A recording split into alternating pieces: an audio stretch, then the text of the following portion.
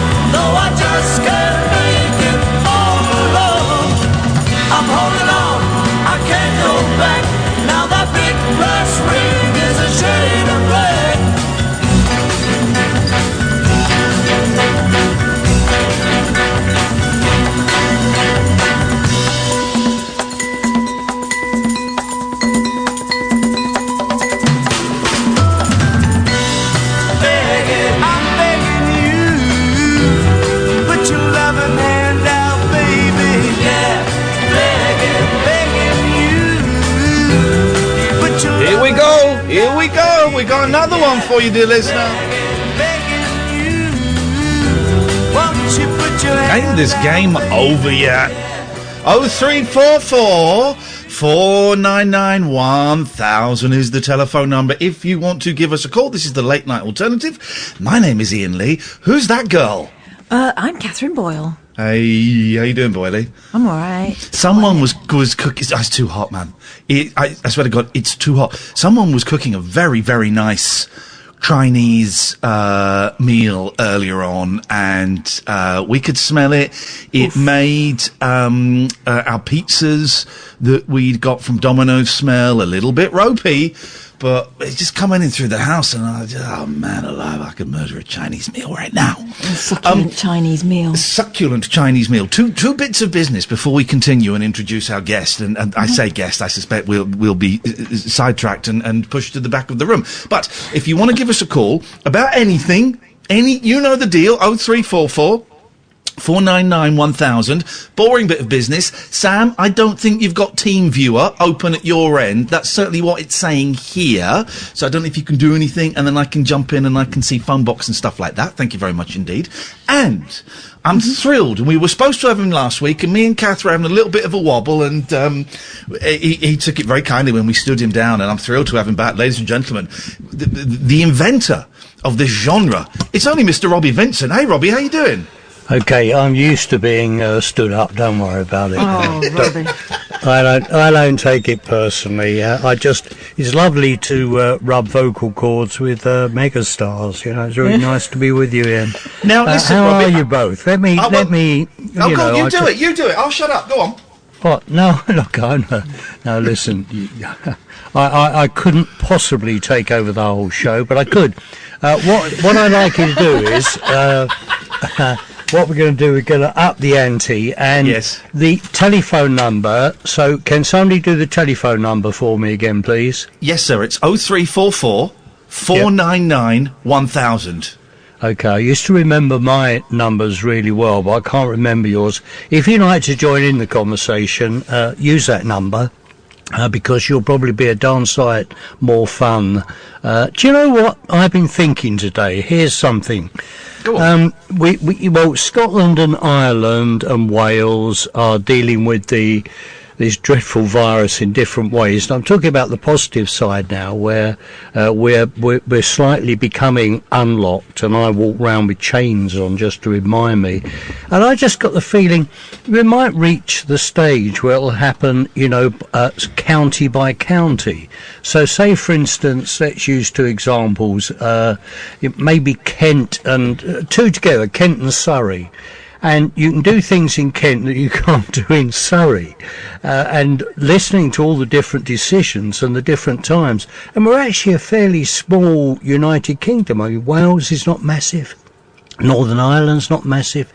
Even the UK is tiny on the map. Yeah, they're all doing different things. I mean, I just wonder what the team think about that. And you know what also I was thinking about? I heard about people who've been furlonged. And then somebody said, no, Robbie, furlongs, just because you watch horse racing doesn't mean everything's in furlongs. It's furloughed. Yeah.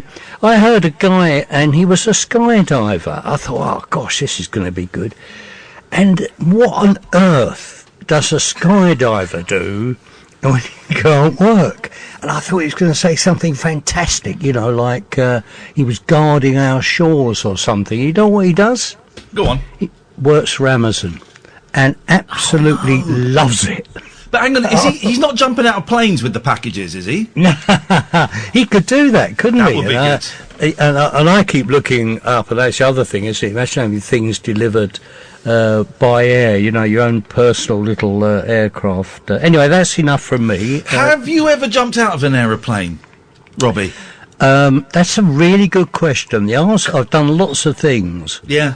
No. No, good. It does not. I just don't get what the buzz of that is. Have you ever done it, Kath? You've not done it, I haven't. You're sensible. No, I don't fancy it. But my sister turned 40 last month, and my brother-in-law got in touch with us beforehand and said, would you like to put in for her big present? And I went, yeah, sure. What are you getting her? Skydive. Skydive. No. Does he not love her then? Well, I said, just to flag up to everyone else, this is not a fun present for me, so don't even think about it. But apparently she's bang up for it. Absolute nut job. And the skydive as well. That's incredible. It doesn't a bit. It's funny, Robbie, you mentioned about the different counties. And by the way, it's so nice to hear your voice again, man. Thank you so much for coming on. We really appreciate it. But they were saying last week, weren't they? Because it was different rules in England and Wales. Wales was saying, if you come over from England, now that England's allowed to move, for a day trip or a bit of exercise, you'll get arrested. Yes. So everything is divided up. It's weird. Yeah, and there was a fantastic question I thought it was actually going to be in the number 10 briefing. Well, yawn that has become. But this guy said, look, I live, and I can't remember where he lives, but he said, I live nearer to Scotland than I do to England, so should I go to Scotland or should I go to England? And then another guy said, I live in England, but I work in Wales. Oh, God. So it's all over the... And we forget that. I mean, these border towns. How have you found it, Robbie? Because I've had moments of... The first couple of weeks I hated it, and I was thinking, this is the end of the world. Then I've kind of got into a groove, and actually lockdown, for whatever it is now, because it's changed so much, I've kind of quite enjoyed it, because I don't really go out anywhere, and anyway, and I can do the radio show from home, and it sounds all right, and I still see my kids, and so how have you found it? Now, I've got a little bit of honesty here. I must admit, I do miss one thing badly. Uh-oh. My son's dog. But apart from that, I think everything... Like you, it's a sort of... You know what's going to happen, don't you? I don't mean that just about the dog. I actually, I'd like to see my son and his partner as well. Oh, I miss my mum. That was terribly. a joke in case he gets the hump and he'll just be on the phone and getting cross with me. He can get cross. He's very cantankerous girl. But I do think what's going to change, going to be some big changes. A lot of people will work from home, and a lot of the being stuck at home, like you saying, being boring, you don't go anywhere. But I just miss, I'd like to go to the theatre, the cinema, an art gallery, or a beautiful garden and all that sort of stuff. But it hasn't been the end of the world. But then, if you've got a tiny yard you can sit in on your own, Yes. there's a huge difference between that and flat life. And I think all those people who have abided by the rules and live in a small accommodation, they should be knighted. They should get medals, because for them, this has been an utter nightmare. Whereas if you've got that little bit of space, which I'm lucky enough to have, I think it's completely different. I don't know if you agree. I know, of course it does, and Catherine and I, we always address the fact that we're in an incredibly privileged position in that we're still working. Actually, we're saving money because we're not driving into London every single night. So speak to Rupert Murdoch. He'll sort you out. And I've got a nice house, and I've got a bit of a garden, and I share my kids with my ex-wife, and we're in if you're living in a one bedroom flat or a tower block or whatever, it's a completely different experience. It is. To what I've been going through. And I think this should not be underestimated as well. And when you hear all these people bleating about why do people do this and why do people do that, I actually get quite cross when people deliberately flout the rules and make no effort whatsoever. But I have huge sympathy for people who think they just can't even go out for a walk. It's not so bad now, it's improved. But I thought they showed real good spirit, and I think they should be rewarded, even if it's by us now just saying thank you very much, because they're the sort of people, in the small accommodations who deserve our applause. Let's put this out there. We like to do this every now and then. We ask sometimes, Robbie, we ask people to phone up and speak dirty to us. Now, speaking dirty in 2020 is slightly different from 2019. I don't want to hear about sexual exploits. I want people to phone up and tell us about when they were in crowded pubs, when they were at concerts, when they were in small comedy venues, when they were sat on a crowded bus before all of this happened, and we were allowed to do that. So if you're listening and you just want to spend 30 seconds, 60 seconds describing something hot and sweaty with a lot of other people that we're not allowed to do anymore, 0344 499 1000. Robbie, say hello to Bill. Hi, Bill. Robbie. How are you, Bill? Oh, I'm fantastic. What a pleasure it is to hear your voice. Yeah, it's a pleasure, Bill. I've been waiting 70 years to hear from you, and this is a real moment. I first heard you in the early 70s, Robbie, on Radio London about this time of night. So what a fantastic memory to hear your voice again after all these years. You heard what we were talking about just now. How's the lockdown affected you? How old are you? Tell me. This is something I don't normally ask men. Bill, how old are you? I'm 60, Robbie. You're 60. Yes. How has this lockdown affected you? And this was a question that Iain put to me. How's it affected you? Well, I live in a block of flats, Robbie, which is fairly quiet. So it's quite quiet here. Nothing much goes on. Go for my sort of daily walk around the block and go for my weekly shop. But I quite like the quiet life, Robbie. So do you? I'm fine. So I mean, I don't take this in the wrong way. So you're quite happy with a fairly boring life? Exactly. Or is that being unkind, Bill? And this is a conversation. I'm not being judgmental.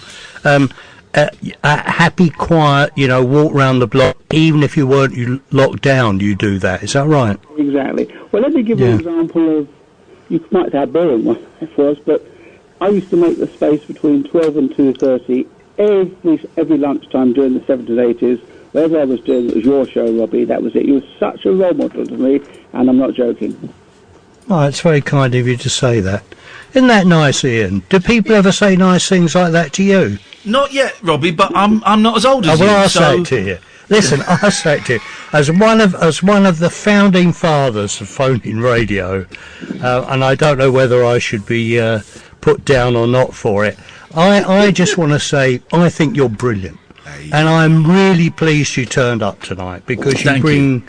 You just, it's an experience. And I mean that with great sincerity. Bill, you're brilliant. Oh, well, it's lovely to talk to you. Deep respect. Bill, what have you been listening to during this lockdown? Because I'm a huge radio geek, right? I love radio more than TV, more than anything, and I've had to completely change my listening habits because we're talking about it tonight, and that's fine. But I've been overwhelmed. And I know Kath has as well. We've been overwhelmed on the radio with the number of deaths and the number of people that are suffering and it's been quite intense. And I like a little bit of light relief. I like a little bit of entertainment. I like a laugh. I like a giggle. And there's not really been that much of that on the radio. So have you had to change your listening habits, Bill? Well, I'm a great fan of yours, Ian, and Kath's. And I think the one skill that you, Robbie, and Kath share is you actually listen to the callers, whereas some radio hosts just try to be controversial for the sake of it. It took me a long time to get that. It took me a long time to get the listening. It took me a real long time to get. It's not about me. It's about listening. And I used to do the thing, Robbie. I'd come on and say something contentious for the sake of saying something contentious, because then you get a load of people phoning up and arguing with you, and it's fun, but it's easy. And it was when I learnt to shut up and listen that suddenly it all clicked. That's the job. And I think bear in mind there wasn't much phone radio when I started, and one of the things, it was a learning process, and what you've just said was on the best possible lessons. If you shut up, a few more things, show respect, and I genuinely showed respect to people like Bill who want to join us, and it's very easy to take the Sir Michael and all the rest of it, and you need to show respect and listen. And the longer you shut up, the more interesting things become. That's been my experience.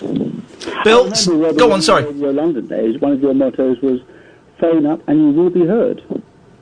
Did I used to say that? Yes, you did. Yes. No, I didn't say that. I think that was someone not very bright, Bill, who said that. Bill, listen, it's nice to talk to you. Stay safe. It is nice. It's like, listen, 1000. That was great. Thank you for letting me speak to Bill. Now, if you're another Bill, we'd love to hear from you. I mean, come on, share it. And these are dark times. So let's not talk dark. Let's try and lift our spirits, if that is. And if you feel like lifting our spirits, give us a call. And the number is... Catherine, your turn. 0344 499 1000. I love it. And what is great, we're going to go to a break in a second, but what is great is how quickly, Catherine, both you and I have knelt before the master and have succumbed to the roles of being the humble assistants. I love it. I know my place. What's the number again? 0344 499 1000, sir. You're pushing it now. This is Talk Radio. Late night, Iain Lee on Talk Radio. I tell you what's amazing, Robbie, is how easy it is to do this job from home. Now, I'm in my house, Kath's in hers, I'm guessing you're in yours. We've got Sam, who's, whose life is expendable, it would seem, who's, kind of holding it all together with string and sticky tape. But in fact, not even 3 years ago this wasn't possible. 3 years ago, me and Catherine took the show to New York for a week, and we had to take these two huge, solid suitcases full of equipment with us. Do you remember, Kath, the trouble we had getting those bloody things around? Yeah, I do, and I do remember you doing a little bit of DIY in the hotel, trying to get all the stuff to plug in properly. I had to take the internet socket apart. But now, I'm assuming, Robbie, you've just got a laptop and a microphone or something, have you? I actually have treated myself to a new computer. My computer was so old, it was still showing black and white movies, and I mean it. Gosh. It was seriously old, and I can't chuck it out. So I treated myself to, and I'm told it's called Windows 10. So I've actually got a computer in front of me and a microphone, and I have to tell you, this is I did my Jazz FM show from home, from the attic, but for you, I've moved down to the bedroom. Luxury, a real luxury bedroom. But you're right, and in the Radio 1 days, we used to do outside broadcasts, as they were called in those days, and I can hear you. We used to have huge vans and huge teams of people. I mean, like more than 7 to do an outside broadcast. One of the things we used to do was young farmers, who were a feisty lot. Used to enjoy that a lot, actually. You used to do young farmers. What kind of confession is this? No, I didn't do young farmers, but we did young part farmers. of Radio 1's, it had a speech bit, and with a journalistic background, I got to do a lot of these. And one of the things, of course, is young farmers, not just farmers. Young farmers. Yes, sir. And, of course, they had a lot to say. I mean, think about the farming community now. They are the one group of people who don't have to be miles apart from each other, and how can they be looking after the farms? But with young farmers, of course, they have particular problems because of the isolation and finding partners and all the rest of it. So young farmers are interesting people to speak with, I have to say. It was quite challenging for a young Radio 1 person like me at the time. Robbie, say hello to Susan in Exeter. Oh, hello. Hello, Susan. Yeah, I'm from Essex. Are you? Well, that's near Exeter. I'm from London, really. But Some of the why letters I are the same. phoned you is because I used to listen to you with my aunt in London. She told me about it. I was only a teenager, about 15, and I told you a poem about David Cassidy, because I was a fan of David Cassidy. It was years ago. I mean, obviously. Do you remember it, Robbie? Do you know I do? Do you Shut up. Yeah, I do. Now, are you in Exeter or Essex? Essex, yeah, they've both got E's in them. Yeah. And, so they're very similar. I'm from Walthamstow. I lived in London then. I was still at school when I phoned you, yeah. Can you remember the poem? I can remember a bit of it. I can just remember it now. You're not an idol, David. You're the best of them all. I sit and gaze and look at you on the bedroom wall. I can't remember all the other bits because I was only young. Because I had all these pictures in where I used to live in the flats on my in the cupboard door, and I used to I could see him. Yeah. I mean that was do people still do that? Do you think have pictures of their? Because I was only, as I say, quite a young. How young were you to be a David Cassidy? About 15. I was 14. 15. When I phoned you, I was only young. I was still at school. Yeah, but I mean, for a David Cassidy fan, 15 would make you old, I would have thought. You would be one of the more mature David Cassidy fans. Yeah. That's lovely. I remember your music. You know the theme music? It was an unusual theme music that you used to have on your show. What, did it sound like a snake? It went do-do-do-do-do. It had a funny sort of up and down. Because there was do-do-do-do-do. And then there was. I get asked so much about the snake one, but can you hum it to me again? I'll tell you which one it was. I couldn't tell you, but if I heard it now, I would know what it was. Oh, did he go dun dun dun dun dun?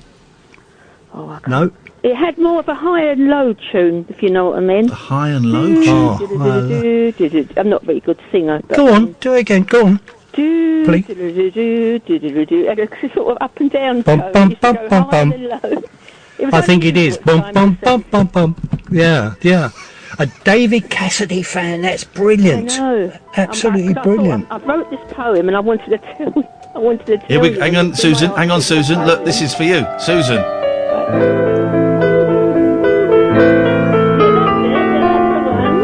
See the funny little clown. See the puppet on a string.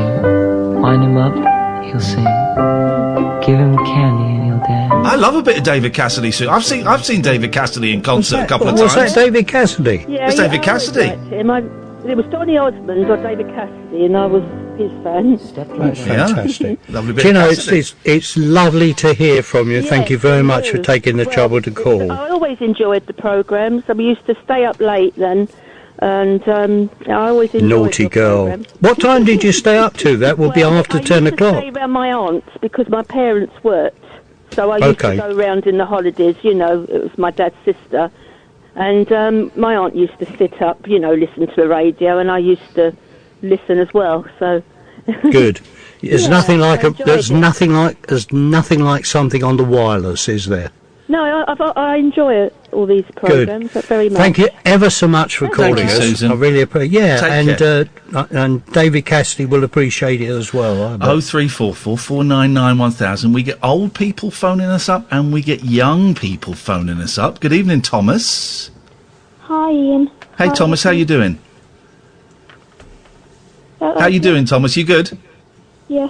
Say hello to my friend Robbie. Radio stations. Say that again, my friend. What did you say? Thanks for the advice about listening to different radio stations. Did it help?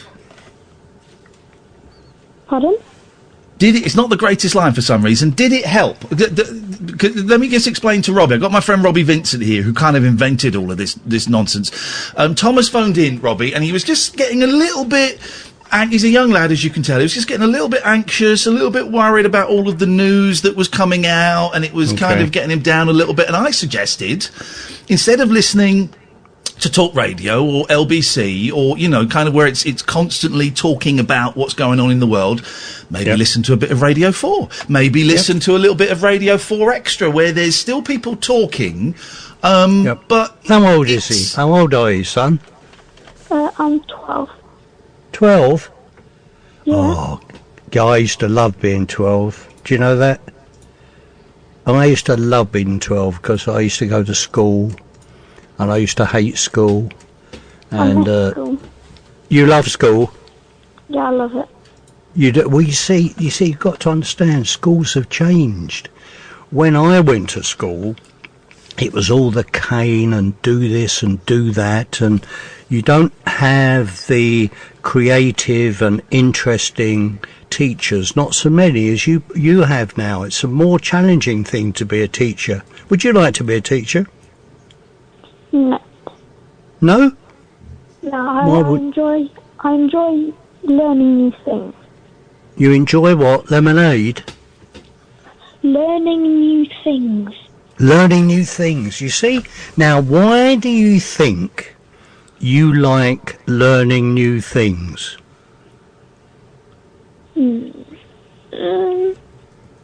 Because there's lots of 12-year-olds, you know, who don't want to learn new things. To give myself new opportunities. Thing that makes you different. Opportunities.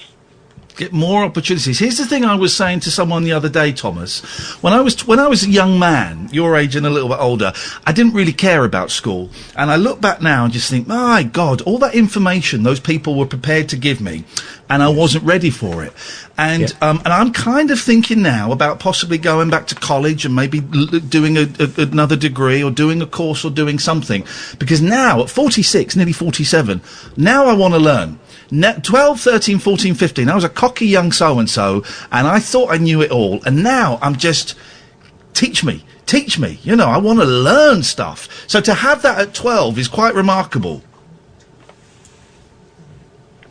I guess it runs in the family, because my parents are extremely clever people. And my grandparents. Maybe that's why, perhaps that's why you want to look at new things and different things. Do you think your parents are encouraging you to do that? Maybe he doesn't know the word encourage. Do you think? Do you think? Know the word encourage. You tell him, Thomas. Good. Don't take any back chat from Robbie Vincent. Right. But he disappeared. I was very worried. Do you Thomas, think it's listen. because you? Hang on a minute. I'm sorry. Want to hear what he wants us. Do you think it's possibly your mum and dad's encouragement that make you want to go and look at and listen to different things? Partially. It's just my own determination to be the best of myself. Imagine you're really old, Thomas, like me, or Catherine, or... Very old like me. let's not get carried away with it. But where do you think where would you like, this is an impossible question, but I'm going to ask it anyway because they're the fun ones. Where do you think you'd like to be in 30, 35 years' time?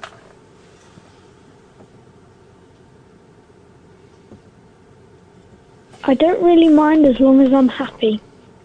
This kid's got it all, man. This is like we're talking to a young Buddha. This is super zen.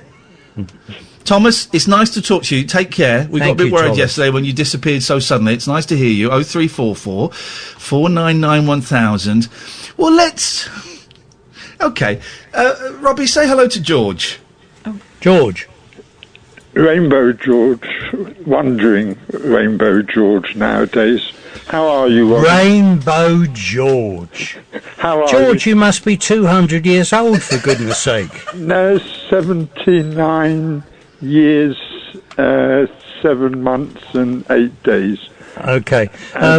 Dear listener, you those of you who are not aware, this is a man that was a legend in his own lunchtime.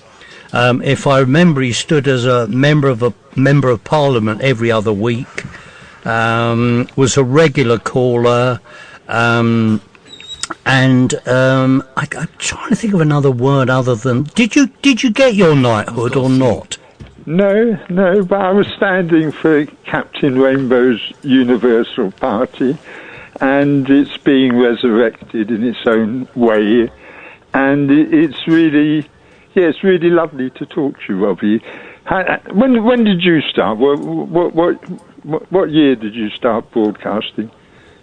Oh, I can't remember that far back. What year did I? Okay, what year? It was before radio was invented, wasn't it, I think? No, George. Yes, I can remember around about the time of the 3-day week, which was a crisis period, when there was, George, you would remember this, where we were encouraged to go and share showers and bars with people living next door to save power. Yeah, I can't remember what year it was. It was in the 80s, was it? Or I can't remember. But whenever that was, it would have been around about then. And that, in its way, certainly not a crisis as we've got now, but they were difficult times. They were. All the lights going off. I still remember a 1985 call that I had with you. It was on July the 10th. It was my mother's 70th birthday, and I'd been planning big things to happen on that day, and none of the big things that I'd been trying to make happen got anywhere near to happening, but they sunk the Greenpeace ship, the Rainbow Warrior, that day, and you weren't talking about it, and I phoned in and got you talking about it. Yeah, that was in New Zealand, yes? Yeah. And it was me going down with the Rainbow Warrior on that day. And 4 days later, I'd been trying to book Wembley Stadium because I was going to celebrate everything that would have your happened. mum's birthday. Yeah, I know. George, listen. This is a treasured call for me. I'm pleased to hear you're still around. Do you still live in Hampstead? Highgate nowadays. Highgate. It's an absolute pleasure to hear from you, and may you continue to haunt phone-in presenters for as long as you carry on, George. It's great to hear from you. Thank you very much indeed. 0344 499 1000 is the phone number. We were kind of joking, Robbie, about you inventing this, but you did in this country, didn't you? This kind of radio. Well, I don't like to say that because there'll always be somebody else who said, no, I invented it. But the truth of it is that the 3-day week came along, television switched off at 10 o'clock from memory, and at Radio London, no one was listening to the station anyway. And I said, well, look, why don't we have a phone-in show? Because I'd heard phone-in radio from America, where I've been going, as you know, for for ages it was just like every other programme or every other station at one point. It was such big news. And I couldn't see any reason why it shouldn't be the case over here. But there were problems, and one of the major problems was our telephone system coping with it. And during the crisis programme which I did, which was with the 3-day week, and I think I mentioned it to you before, Ian, and it is true that there was this whole subculture where the phone system, the programmes were so popular, the phone systems couldn't cope. So you'd have all these people on cross lines having their own radio show and chatting to each other. And they actually formed a Radio London Cross Line Club. And that will ring bells with a few, I can tell you. So there were a lot of early problems. And, of course, telephone talk has progressed out of all recognition since then. And the great thing about it was you could make all the mistakes that you make in the early days. So, again, it was a learning thing. But that's where it all started, in a crisis period. No telly. I miss cross lines. I used to love getting a cross line as a kid, where you'd hear a couple having an argument. I used to pretend I was someone else. Yeah, Kath's a little bit younger than us, a little bit. Did you ever have cross lines, Kath, or did you kind of miss that? It was sort of an early 80s thing, I think. Yeah, I mean, I heard about it. It was a thing, but I didn't get to use the phone very much, to be honest. It was like one phone in the hallway that was kind of, you had to ask permission to use. No, I don't think I ever experienced a cross line, but I knew that existed. Oh, it was a big deal. I remember my mum going to make a phone call one evening, and then she said to me and my sister, "Joe, Ian, come quick and listen. I've got a cross line." And we spent the next 10 minutes just listening in on someone's conversation until one of us laughed, and someone on the phone went, "Is there somebody there?" And then we hung up. But that was like an evening's entertainment, was having a cross line. Ian, there's something even funnier. Go on. Well, because I got interested in communications, CB radio came along. Oh, yes. And I wonder what on earth it was. It was extraordinary how gullible people were. And some of the strokes I pulled, and I just sat there in complete disbelief that anybody could believe this nonsense, all sorts of strange things being suggested. And of course then I realised that Americans were used to a TV team asking a question on a street in New York or San Francisco or Los Angeles. You just answered it, you know. But of course over here, because of the way government ran the system, it was like some magic potion. So CB radio, to somebody who was just getting used to it, was a form of broadcasting, wasn't it? A form of contact, which of course in this country we were very, very late in doing. Well, you're fairly young, but I think you probably appreciate we were quite late in catching up, in being able to communicate with each other using radio, CB radio, or telephone talk. 0344 499 1000 is the telephone number. Let's take a quick break, if that's okay with you, Sam. He's typing on the screen, and then we've got Jerry, and then we've got Alistair, and we could have you, dear listener. This is Iain Lee, Catherine Boyle, and Robbie Vincent, live on Talk Radio. Late night, Iain Lee on Talk Radio. How was Jazz FM the other day? You did you do VE Day? Did I read? Yes. How'd it go? Is it all right? Absolutely fantastic. It was just wonderful. I enjoyed it a lot, and we're doing it again next Monday as well. And I was, what a lot of people don't know is I didn't know I was going to do a second programme, but they asked me to do it on air. You know, you get people talking in your ear, Ian, and dear listener, if I can share this with you, for some people it's a complete bane, it drives you potty. People saying, "Oh, do this, say this, ask this, do that." And, of course, after a few gruff words, they stopped doing it. But it does drive you mad. And I was just thinking about the young farmer thing. I remember saying to somebody who kept giving me questions to ask, I said, and we were recording it, I said, you ask me that one more time, you give me a question to ask and I'm going home. And it shut her up. It really worked really well. Now, what was I talking about? I've forgotten now. It doesn't matter. I can't do it on TV. I can have people talking in my ear because I can kind of separate my brain. But on radio, I can't, and I have to. Sam, well, Kath sits in the studio with me, but Sam types on the screen. I can just about cope with that. But a voice in the ear while I'm doing radio, it just throws me off kilter. Were you? When I first started in this industry, Robbie, I was an idiot, to be honest, and I was difficult to work with, and it came from insecurity. It came because I was they call it imposter syndrome. I was constantly waiting for the tap on the shoulder in TV and radio from someone saying, we've made a terrible mistake. You obviously haven't got a clue what you're doing, so we're going to let you go. This is the person we meant to hire. And because I was so scared of that, I was not a great person to work with. I was difficult. Let's put it politely. I was difficult. I think I hope, and I've worked at it over the past, 10, 15 years or so. I know I'm a lot better to work with. Would you ever say that you were difficult at any point? Everybody says I was terribly difficult. Do you agree with them?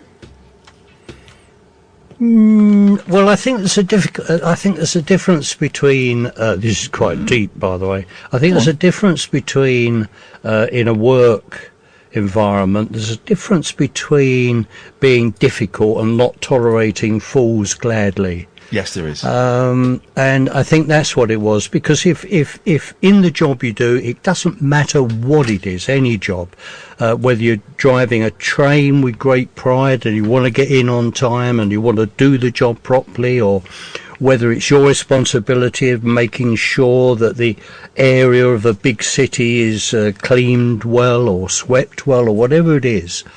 The one thing you don't want is somebody who doesn't have that same standard as you have. So then you become what they call a difficult person. But you ain't a difficult person. You just don't tolerate fools gladly. You want it done. You want the job done to the best of everyone's abilities. Yeah, and anybody listening now, whatever they do, whatever their job, they would probably be the same. Not all of them, but a lot of people will be the same. They would want it done in the way they wanted it done. And that's not an unreasonable thing to ask, is it? No. I was just thinking then, your voice hasn't changed at all. And this is the magic of radio, right? On TV, if you don't see someone for 5 or 10 years, whoever it is, man or woman, they come on, you go, oh, and he put on a bit of, oh God, she's looking old, isn't she? But on radio, and we're all like that, however lovely we like to think we are. Oh, she wants to get those roots done. But on radio, you don't get any of that. And on radio, you look, Robbie, exactly as you did 35 years ago. Yeah, I mean, you sound the same. Go on, you sound the same. Yeah, but I mean, it's the good face for radio, isn't it? Yes. That's great. Steve Wright said that. I also remember Steve Wright saying that. He said, I've got a great face for radio. And I thought that was really, really rather witty. Robbie, say hello to Jerry. What, sorry? We've got some calls. Say hello to Jerry. No, have you noticed there's been nothing about sport, and I'm delighted. Oh, God. You could talk greyhound racing, but nothing else. Me and Catherine are not big sport fans. No, I think that's admirable. Yes, God, it's so boring. Jerry, you're through to Robbie. Oh, hi, Ian. Hi, Kath. Hi, Sir Robbie. What a pleasure it is. And as I was listening to you about 45 years ago, maybe a bit more, it just evokes so many things. Can I just play something which evokes memory for me and a lot of listeners, and probably for you? Just 1 second. Go on. Here we go. Do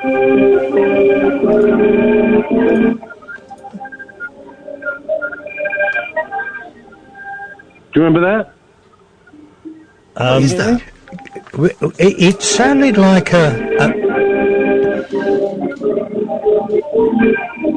sounds like a nightmare. No, that was Led Zeppelin's only #1 hit. I think that sounded like. Say that again? Sorry, I put the phone next to the speaker. Yeah, can you hum it to me? Earth, Wind and Fire. The Earth, Wind and Fire song that you used to play. Was that Earth, Wind and Fire? That was Earth, Wind and Fire. God, that sounded... I'm going to be honest, that sounded bloody awful. Which Earth, Wind and Fire track was that? I don't, it was the end of... It's on That's the Way of the World. That's the way... Okay. Oh, is that? Yeah. Ramsey Lewis did a great version of that. Was that what it was? Wow. He did... I don't have that version. That was obviously a remix. No, you used to play it because... It sounded like a remix. It was like an intermission. It was an intermission song that you used to play. Oh, was it? Between, Okay, come on. Apart from a strangulated Earth, Wind and Fire track, sorry you didn't know. I want to know, tell me what was one of your favourite calls you've ever heard on a phone-in show? Gosh, probably lately it's got to be Barry. We have a regular caller, Robbie, Barry from Watford, who's a very old gentleman, and he's been phoning in almost every night to try and keep people's spirits up during this very tense time. So Barry's done some good calls. Okay. Yeah, he's entertaining in sometimes, when he's not. Sometimes. I'll let him know sometimes. Jerry, nice to talk to you, mate. Thank you very much. Jerry, thank you very much. Good. I want to move to Lynn. Hello, Lynn. You're through to Robbie Vincent. Catherine and I are here as well, but we'll just sit this one out. I'm keeping it zipped. Oh, lovely. Thank you so much. Well, I just wanted to say hi, and I wanted to connect with Robbie because, Robbie, I've listened to you for 40-something years. I'm 57 now, actually, and I used to always listen to you on Radio London, and you're absolutely addicted to your show. But I'm a huge soul, jazz, funk fan and have been. And first of all, thank you for introducing me to so many awesome tunes over the years. It's been absolutely spectacular. Seeing you live, seeing at Caister, etc. And wanted to say that, so one, appreciation for that, and secondly, your show on Jazz FM, we absolutely loved it. There was a massive countdown. I'm on a WhatsApp group, actually, which has about 100 people that are all massively into soul, and we share music and gigs and what have you, and we run a countdown to your show. On Monday it's going to be. The show this Monday. I'm very proud of. Just finished putting it together. Tell me, give me from the music bit. What would be your 2 or 3 favourite tracks? Well, you opened with it, Bobby Womack. How could you break my heart? Brother Bobby, yeah. Bobby Womack, Wilton Felder, Teddy Pendergrass. Frankie Beverly, it goes. Okay, Frankie Beverly of Maze. I mean, what would be your number 1 Maze track, apart from Joy and Pain, which is obviously like a signature tune? That's not my favourite. Yeah, I know it's a good signature, isn't it? I think the slow one would be We All One, because that's a really beautiful song. Before I let go to dance to. Okay. Well, on Monday, I'm going to have to put a health warning in, because I know there'll be more mature people like you listening, but there might be young people in the room as well who will wonder what on earth you are doing when you leap to your feet and dance. So I will make sure, having spoken to you, I promise, I will remind people, younger people, not to get alarmed if all of a sudden there is a track that wakens up retired dancing feet. And it's lovely to talk to you. Thank you. Thank you, Lynn. 0344. By the way, dear listener, Iain is here, and there seems to be other people in the studio as well who would like to speak to you. So don't be shy. Give him a call. And in a female voice, I'm now going to hit the female voice number. Can you do it, please? The number to call is. Oh, I think it's me. 0344 499 1000. You're lucky you can get told to F off. Now I'm going to go to the slow one. Can I have that number, please, a bit more slowly in a female voice? Go. 0344. Robbie doesn't want his testicles. 9. 1,000. Oh, very good. Great. When is we're not really supposed to do this, but I don't care. When exactly is your show on Jazz FM, and so people can have a little listen? Oh, when is it? Oh, it's a bit like a book, isn't it? That's the other thing. I used to love doing an interview with somebody who'd written a book and never mention it. It was a real challenge. Yeah. And there used to be some really smart asses, and what they did is when they came in to do the interview, and I knew what they were up to, they would see how many times that they could mention the name of the book. Yeah. Now, to be serious, I would obviously give an author a credit for a great book, but just some of them were hilarious. It was really, really very, very funny, and I used to read the books. And this used to freak these people because I actually used to read the books.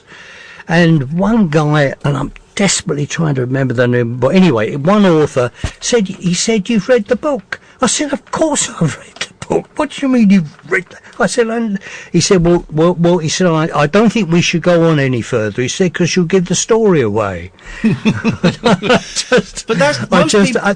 Anyway, my show is on Jazz FM. It's at 10 o'clock on Bank Holiday Monday. And in the morning. If you have retired dancing feet, I want to get them dancing again. 10 o'clock in the morning. 10 o'clock in the morning. I know you'll be asleep, but don't worry about it. Yeah, well, you mentioned... We now have recording methods. Or no, listen again. No, listen again. Not recording, listen again. Sorry. Oh, you mentioned the book thing. I do that. If we get someone... We don't get people in very often that are plugging stuff. We just get people on that we like.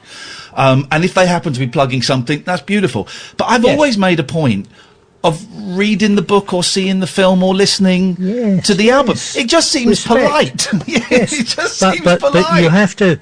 But Ian, you would know as well as I do that these authors would have actually been interviewed by people who A, didn't know who they were, of course, B, hadn't read the book, C, wouldn't have understood the book if they read it. And it's a bit like the thing that used to drive musicians potty, and particularly writers, and I'm very, very interested in writers. And a classic question from an idiot broadcaster, and they still do it, is how do you write a song? Or how did you write that? I mean, what a stupid question to ask. But they still do it. The question that it used to be, well, what comes first? Do the idiot music questions. Or the words? Come on then, do some...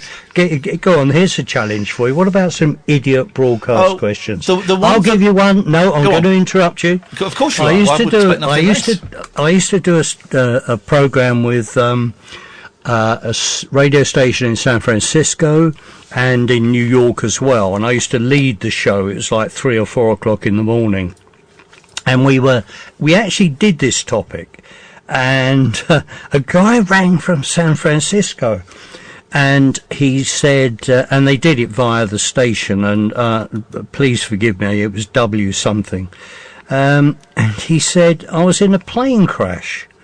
I said, yeah. He said, yeah, I was in a plane crash, and in America, news crews often got to the scene of a plane crash before the plane had actually crashed. Wow. It was quite extraordinary. They'd have helicopters in the sky, and it was true. They got there so fast. And this guy had more or less just crawled out of a plane crash, and there was more than 2 or 3 people in this plane. It wasn't an airline; it was a small aircraft. And he was still in shock and covered in debris. And this local reporter turns up from the TV station and said, "How do you feel?"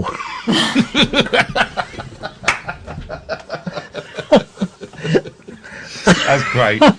And give the guy credit. I mean, he didn't call me just after the crash. He called me sometime afterwards, and he was really quite funny about it. How do you feel? Let's take one more call before Nurse comes to put you to bed, Robbie. Let's go to Alistair. Good evening, Alistair.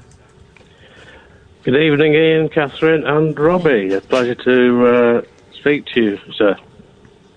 Greetings and salutations and poo-poo-pa-doo, and how do you do? Rufus Thomas had a radio show in New Orleans, I think. Oh, okay. I love this so much. Sorry. This is my favourite hour I've done. Go on, Alistair.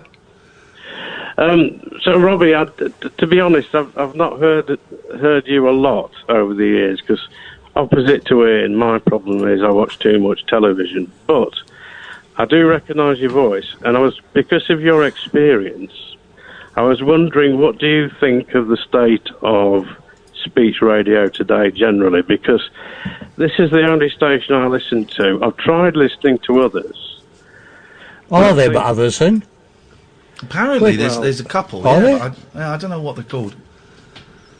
I missed it. What was your first name again? Tell me your name. Alistair. Alistair, yeah, Alistair. Alistair, are there other? You confused me now, and I'm still quite sharp for my age. Are there other stations? Are there? Oh, Well, of in which course, country do you listen to them from? Are these talk stations in Berlin or Afghanistan? Where are these talk stations? Well, apparently there's one in London. There's one in London that's still going. Is there? I've been sacked What, from the most London of them, Brick so- Company? That's it, the London Brick Company. What do you reckon? Because I love speech Come on, radio. no, Alistair, can I apologise to Alistair? I'm teasing you a little bit, Alistair. Yeah, you recognise my voice. Do you travel by train? Well, I have Alistair? done before, but not. Yes, I do sometimes. Because I do quite a few of the announcements on the train stations. That's probably why you recognise me, rather than for listening to the radio or stuff like that. But anyway, I forgot what Jesus, the question was answer you the asked. question, Robbie. Please answer the question. What do you think of the state of speech radio? We're so late for the news because of you. Answer it, really. Well, it's moved in a very different direction to as it was when I did phone radio, and I think it's improved. It's a lot more. The London Brick Company, for instance, it's very structured, very professional, and makes very good use of telephone contribution, but it is not what went on in the early days, and I think there is still a huge market for it to be unstructured, and particularly at night, when you never know what's going to happen next. Alistair, I mean, what made you listen tonight? Well, I always listen to this because well, there you go. That they helped me with me. Well, they helped me get to AA, but that's another story. You need a friend. Alistair, You need it's a nice friend. to talk to you. It is nice to talk to you, and He's a thank you good very man, much Alistair. indeed, Alistair. I like Alistair a lot. like You're I'm right. being chucked off. No, you are getting chucked off. Yes, we're so late for the news. This is awful, but it's not. But I think you're right. This show is a car crash, not just because you're on. But I mean, generally, when me and Kath are doing it, and it's kind of 50-50 between us, it's a mess, and it goes wrong sometimes, and you hear the working out, and technical stuff goes wrong. And I love it. I love it. I don't want it. I couldn't do slick, and I don't want it to be slick, and I don't want it to be. In the first hour, we're talking about coronavirus, and in the second hour, what do you think of Boris Johnson? I want it to be. Me and Kath have talked about this so much. We just want it to be like a conversation, like it's been tonight. Yeah. Like it's been tonight. We didn't talk to you before you came on about what you were going to say or any of that. We just got you on because we knew we'd have a laugh for an hour, and that's it. Yes. Go to bed, Robbie Vincent. Go to bed.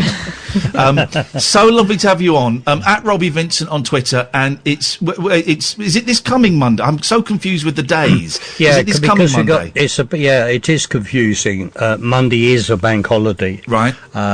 So it's bank holiday Monday on 10 Jazz a.m. FM. on Jazz FM. And thank you for inviting me on. It's You a pleasure, too. It's mate. nice to be with you, and I Nice hope to you work for enjoyed the hour. Oh, we love it, Robbie. Honestly, thank you so much, and thanks again for your understanding last week, mate. Stay safe, peace and peace and anytime love. you want to come on, we'll speak to you soon. Take care. Okay, peace and love. Bye-bye, peace and love. There we go. Right, 0344 499 1000 is the phone number. We should probably do the newscast, do you reckon? And we're only 3 minutes late. Might be best, yeah. Let's have a go. This is Talk Radio. Late night, Iain Lee on Talk Radio. Passiamo noi e la gente ci guarda ed amico un po'. Ci chiamano i monkeys, siamo meno matti di chi si crede più intelligente e noi che la pensiamo così. Comunque parliamo, non è giusto mai, c'è sempre qualcuno che ne sa più di noi. Ci chiamano i monkey, siamo meno matti di chi si crede più intelligente e noi che la pensiamo così. Ci chiamano i monkey, ci chiamano i monkey, ci chiamano i monkey, ci chiamano i monkey, ci chiamano i monkey. 0344 499 1000 is the telephone number if you want to give us a call. Yes, it's the Monkeys theme in Italian. I've just opened up the... Oh, what? Now, why can I hear that? It's you. Oh, it's coming out the speaker. Was that just coming off my microphone, or was that coming out of... hang on a minute. Where's that coming from? Oh, it's coming from there. I do apologise. I've just started the youtube.com/Iain Lee, and then it was... that was fun, wasn't it? Yeah. I like Robbie. You're right. Old-fashioned in his treatment of female presenters. Are you okay? Yeah, I'm fine. Good. I enjoyed that. It's interesting, isn't it? It is there interesting. You go. Yeah, it is interesting. I enjoyed that a lot. I thought that was fun. It's a funny old world, isn't it? There's so many good people that should be working that aren't working. You know, I'd listen to Robbie Vincent on this station, on another station. I probably won't listen on Jazz FM. I might listen on Jazz FM. It's not really my cup of tea, but I might check it out because I like Robbie. In fact, I will check it out because I like Robbie. I'm not doing anything better at 10 o'clock on the Monday, so I will check it out. But I'd like to hear him do a phone-in show. I'd like to hear Mike Mendoza do a phone-in show. I'd like to hear Caesar the Geezer do a phone-in show. You know, there's all these people out there. And there's no room for them on conventional radio. Well, and also there seems to be an assumption these days, present company accepted, of course, that if you've been on telly, you can do this. Well, oh God, that's how I got the job. That's how I got the job LBC. But it ain't necessarily so. No, it was different skill. I'm lucky that I listened to radio, so I sort of got it. But also, I had two very patient bosses, Scott Solder and David Lloyd, who I will, I owe my entire last 20 years of career to them because they got me in because I'd been on telly, and they taught me so much, and they let me make my mistakes on LBC, for crying out loud. They let me make they encouraged me to make my mistakes, and when I talked about being difficult, I was talking specifically about there. I was an arse, and they tolerated was it insecurity that led to you being like that? Yeah. And I just got clean.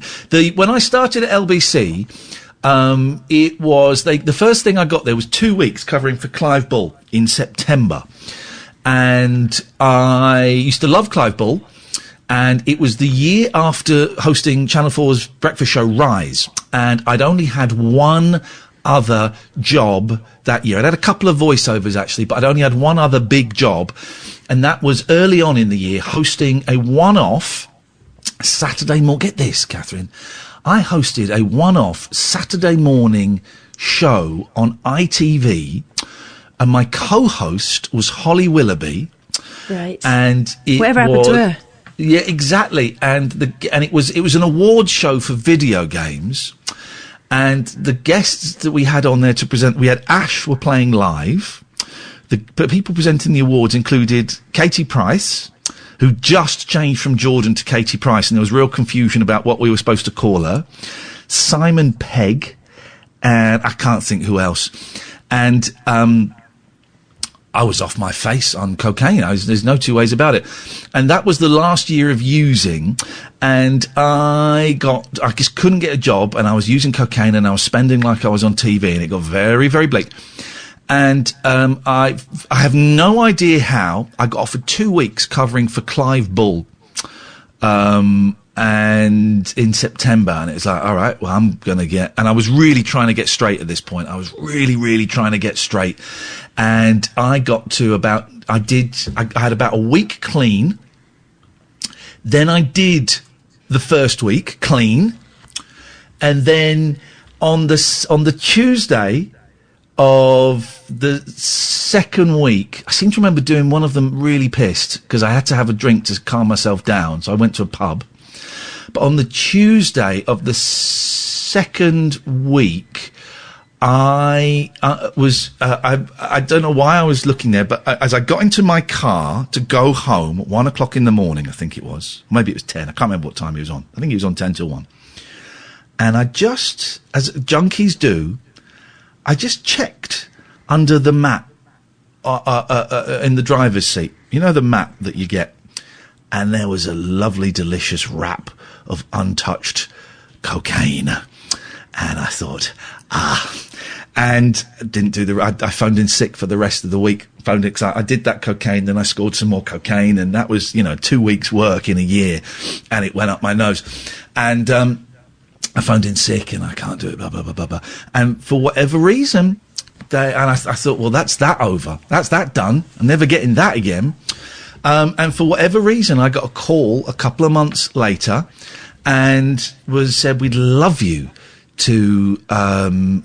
offer you a 12-month contract doing Sunday nights, replacing Brian Hayes, of all people, who was just, is another one of those people that was one of the early kind of developers of this stuff. And I got the gig. I started on, my first show was on Christmas Eve. First show was on Christmas Eve, so I was doing a lot of cover shifts over that Christmas.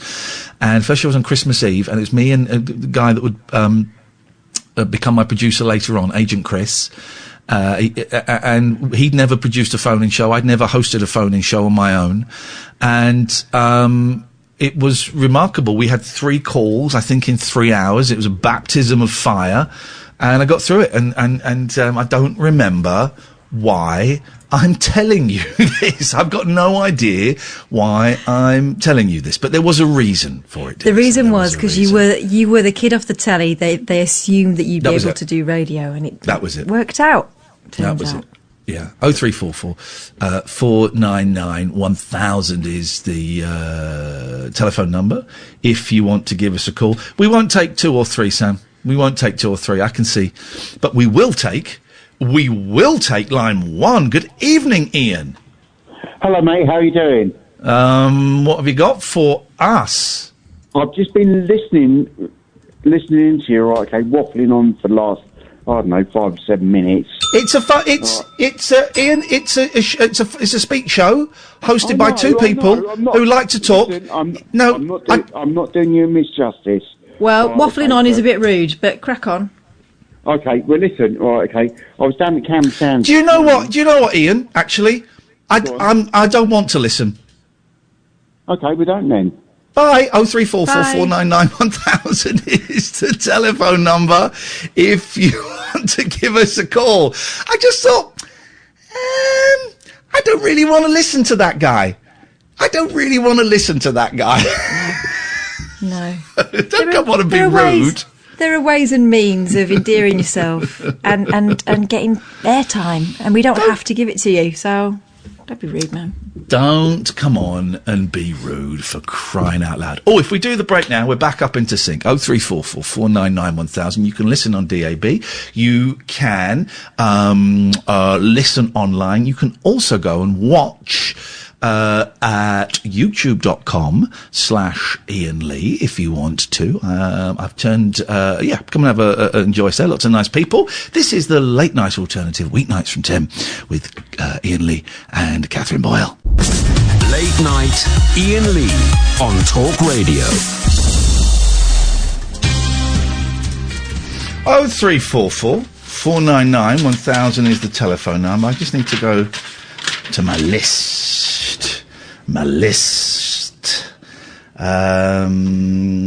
Okay, let's try it. Let's go to... Okay. Here's the thing. When you say something on air, I'm not even going to give them the oxygen. Let's go to Fiona. Good evening, Fiona. Evening, Ian. Evening, Cass. Hello. Hey, Fiona. What you got for us? Hi. I was watching on Twitch Saturday morning, I think, and it was so good to see Alistair looking so well. Wasn't it nice? Yeah, doesn't he look great? He's doing well. Absolutely fantastic. I'm so pleased for him. Yeah, he's a good lad. Yeah, I'm George's woman, so. Oh, hey, nice to talk to you. Nice to talk to you. So I just thought that I'd like to say that I'm so pleased that he's doing so well. Yeah, he's a good lad. How are you doing? You're right. To see. Yeah, I'm a bit down, but it's just a couple of weeks away from 1 year since I lost him, so.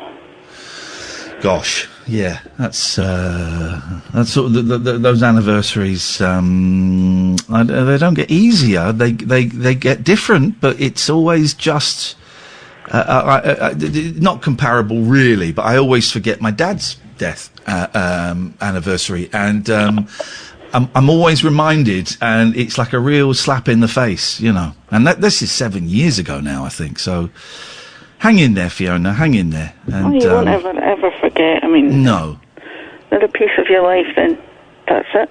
Yeah. It's strange because I was estranged from my dad, and he died. And when I found out, it was my mum phoning up to say, "Oh, I think there's a rumour that your dad might be dead." Oh, bloody hell! And it took another 5 days till the announcement in the newspaper till I knew for sure. Yeah. So there we go. Yeah, man. Different world entirely, but and I still don't know how I feel about that. I mean, he's gone, but I don't know how to feel. Yeah. Does anyone know how to feel about anything? Really, you know, it's we're all just making this up as we go along. I got to the point where I really wanted to go and see him, and my oldest daughter had said she was going to go once she's 18. I think my mum never stopped loving him. He'd been having an affair with a lady when my sister... He started it when my sister was 2, and my sister's 9 years older than I am. So he'd been with her for 7 years before I even came along, and he stayed with her till he died. But any time I went to go and see my mum and dad split up when I was 8, any time I went to go and see my dad, I'd go home and get punished by my mum. So I just stopped going. It just wasn't worth it. And I had a half-brother, and I felt so bad for him because I did meet him after my dad passed and said that I was sorry. And he said that near the end, my dad had started mentioning us again, especially my older brother. And he couldn't do anything about it. He didn't know where anyone was. So, and I felt really sad for not going to see him because I could have let him know that it wouldn't have been worth it for the hassle I'd have got off my mum. So, that was that. I know. I didn't see when my mum and dad split up, and I decided to cut off in my dad's side of the family entirely, and I didn't go and see I never saw my grandparents again. I was 14 or 15, and that was a dumb decision, and I kind of wish my mum had talked me out of it. But they didn't, and there you go, you know, and that was a terrible mistake. Well, the strange thing was, when my mum and dad split up, all my dad's family, all my aunties and uncles, sided with my mum. Right.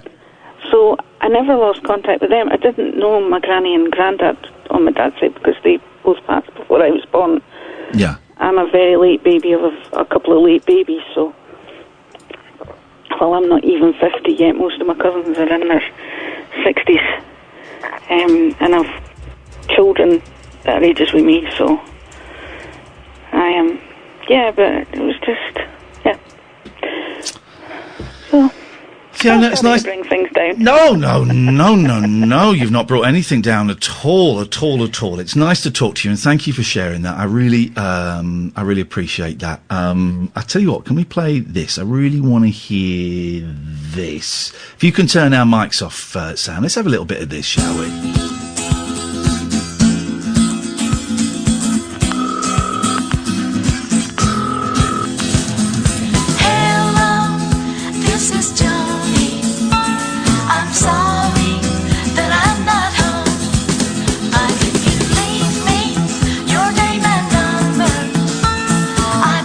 Soon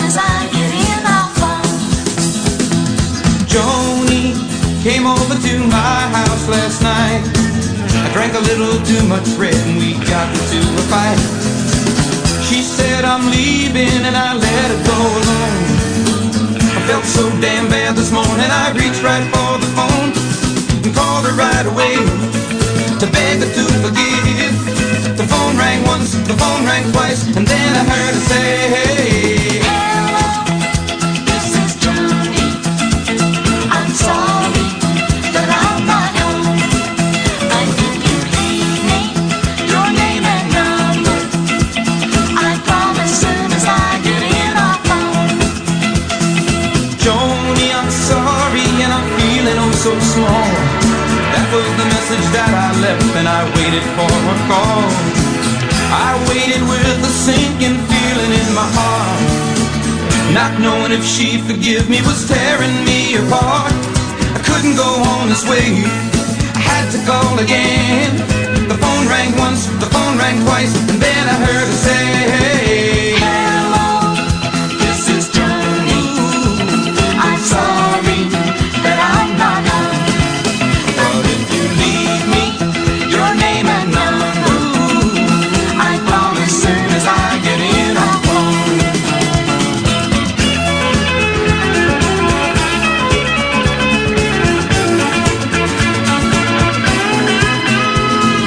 My phone rang and my heart sang, my baby's called at last. Instead it was a friend who said that Joni's car had crashed. I never should have let her drive home angry from my place. I'd never hold her again and kiss that funny face. But still there was a way to hear her voice again. The phone rang once, the phone rang twice, and then I heard her say, hello, this is Joni. I'm sorry that I'm not home. I'm so sorry, Joni. Leave me your name and number. I promise soon as I get in our phone. Hello, this is Joni. I'm sorry that I'm not home. But if you leave me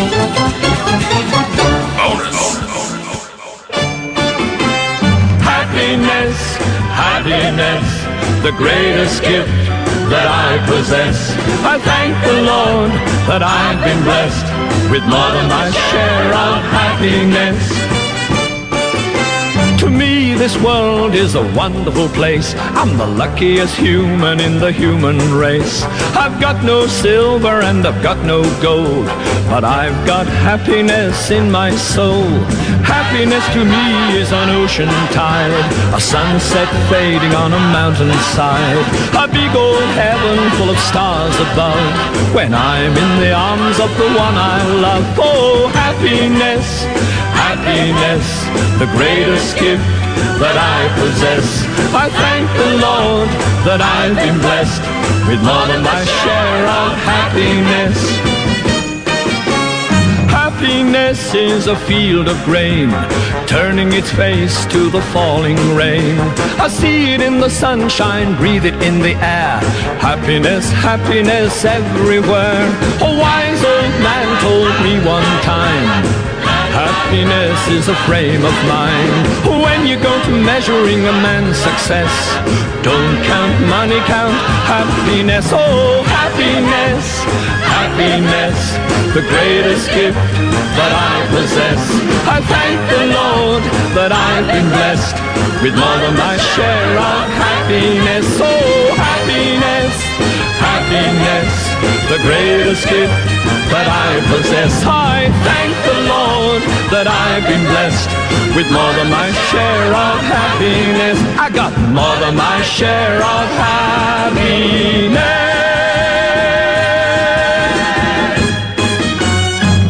He could sing, couldn't he, Catherine? He could, Ken Dodd. He could sing. He had a load of hits. My grandparents were massive Ken Dodd singing fans. They said he had a lovely voice. And number ones all over the place. Yeah. And my granddad's measure of whether you were a good singer or not is whether you needed a microphone, and apparently Ken Dodd did not need a microphone. Wow, gosh, that's outrageous behaviour. 0344 My gosh, I have a frog in my throat. Is this it? Have I got the COVID? Is that what's happening? My God, I hope not. I hope not. 0344 499 1000 is the telephone number. If you want to give us a call, you'd be very, very welcome to. Good evening, Yvonne. Hi, Ian. Hi, Catherine. Hi, Catherine, Ian put something on Facebook about your drawings that you've just done in lockdown and stuff that. He's not done it personally to me. And the one that resonated with me was the butterfly. But my question to you is, it's not a heated debate, but would you like to do a self-portrait or picture children? No. Honestly, no. Because it's a bit of fun, and I feel like that's too much pressure to do something as important as that. At this point, I'm just trying to find my feet, and I don't feel like I'm up to that yet. And it would take away the fun of it. Have you done anything new or rediscovered any old skills, Yvonne, during all of this? Well, I can't do a cartwheel. I can fall off a sun lounger, and I've been working through this lockdown, so I'm getting really annoyed at people that are going, oh, we've done the conservatory. Yes. We've done this, we've done that. And you know what, I'm trying not to be annoyed, but then I'm thankful that I am still working and being able to work from home, but I've got some neighbours that have furlonged and just like welling it up, and I'm trying not to be annoyed. It's really weird. My head is really weird at the moment. It's all right if you haven't done anything during lockdown. It's all right. It's all right. And I do hope there's not going to be, I'm sure there won't be a competition of people going, well, of course, we built a swimming pool in the back garden while this was going on. If just surviving, just getting out of bed is okay. I've packed up smoking, like, quit day. There you go. February. But then probably put on a stone. But then, it don't matter. But then everybody's doing the Joe Wick sort of... Not everybody, Yvonne, trust me. Not everybody. I've got 2 kids. One of them does it. The other one, I mean, it's barely worth her standing up, to be honest. I just don't know how to be or how to act. It's really weird because I kind of think I'm an okay person, but it's just like how to be. Just survive, Yvonne. Just get through to the other side. That's all we need to do, and we'll be all right. Cool beans. Cool beans. Thank you, Yvonne. 0344 499 1000 is the telephone number if you want to give us a call. Let's listen to one of our colleagues plugging their show, shall we? Ooh. Late night, Iain Lee on Talk Radio.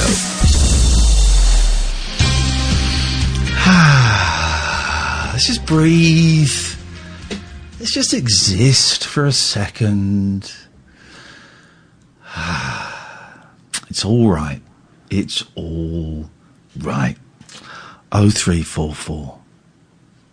No, actually, Catherine, you trust me? Do you trust me, Catherine? Yeah, of course I do. Let's not take any phone calls for a while. Do you trust me? Yeah. You and me will just have a chat. Sam, I would love if you're... What does it sound like with your microphone open, Sam? Does it sound nightmarish?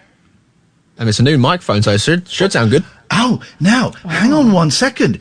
You're in the new studio. Yeah, it's proper swanky. Describe it. Well, because it's the TalkSport 2 studio. That's why they've been living in luxury for the past 2 years while we've been working in a dump. Describe it to me, please. Well, the studio it looks a little bit smaller. The control room's a lot bigger. Okay, that makes sense. But it's pretty much the same, to be honest. It's just all new and swanky and clean. Oh, new, swanky, clean. It won't be by the time we get there. Oh, no, definitely not. And what... you sent me a picture of a plastic Oh, that's partition. gone worse since. So what is this? How is it COVID-19 free? So now, during the days, there are 4 people sitting in the control room, and we each are practically sitting in our own box, because there's partitions between everybody. So I've got one to my side to stop me from getting close to the producer, and one behind me because the assistant producer sits behind me.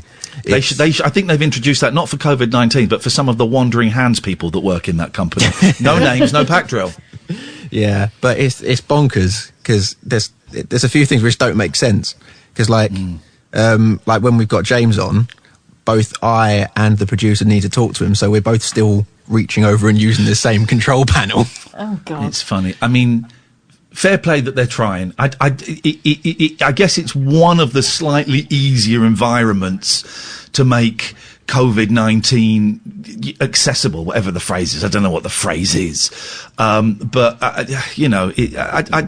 it's just nuts. I don't know how anybody manages to make it work, really. But is it... do you feel safe there, Sam? Yeah, I mean, like, they've done everything, like, they've closed 1 in 4 computers. It is possible to come in and completely avoid everybody. Yeah. And so, yeah, from when I leave my house, I can just not come into contact with a single human. So, it's as safe as I can possibly be while still coming into work, I guess. Yeah. Yeah.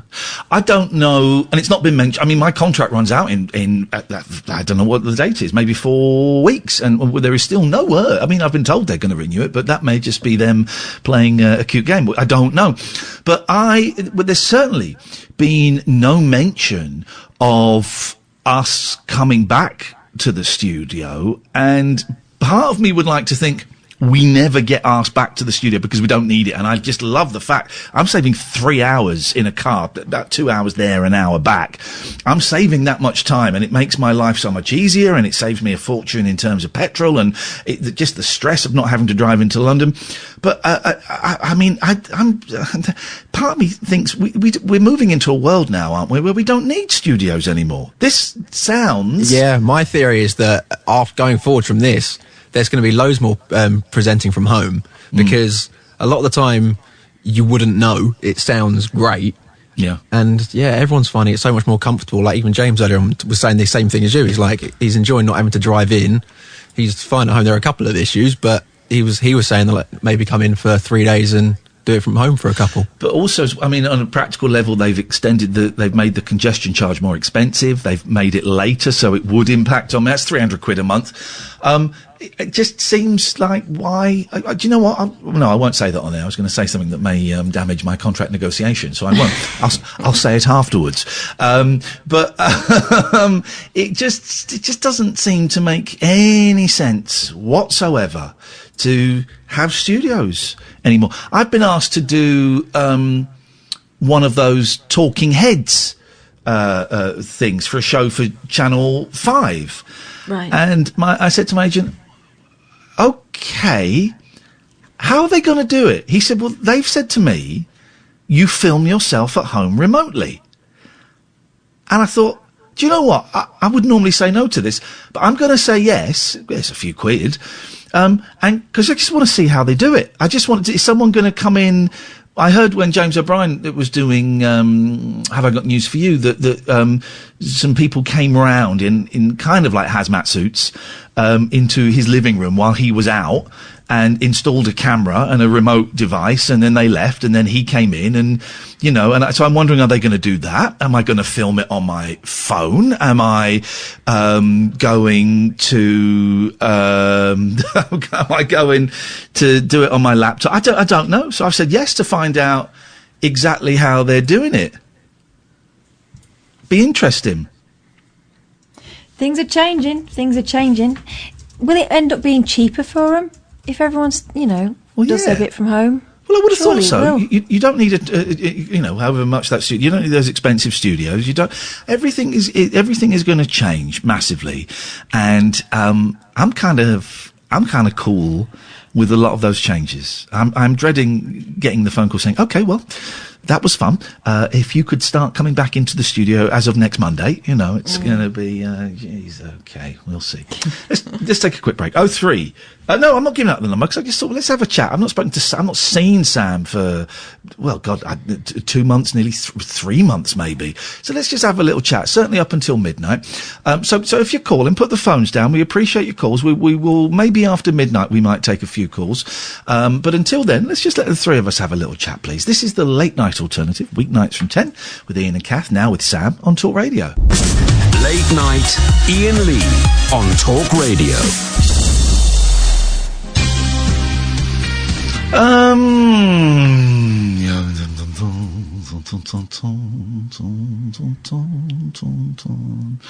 Catherine, we're gonna. No, I'm not going to talk about that. Actually, let's not talk about that right now. We'll talk about that a little bit later on.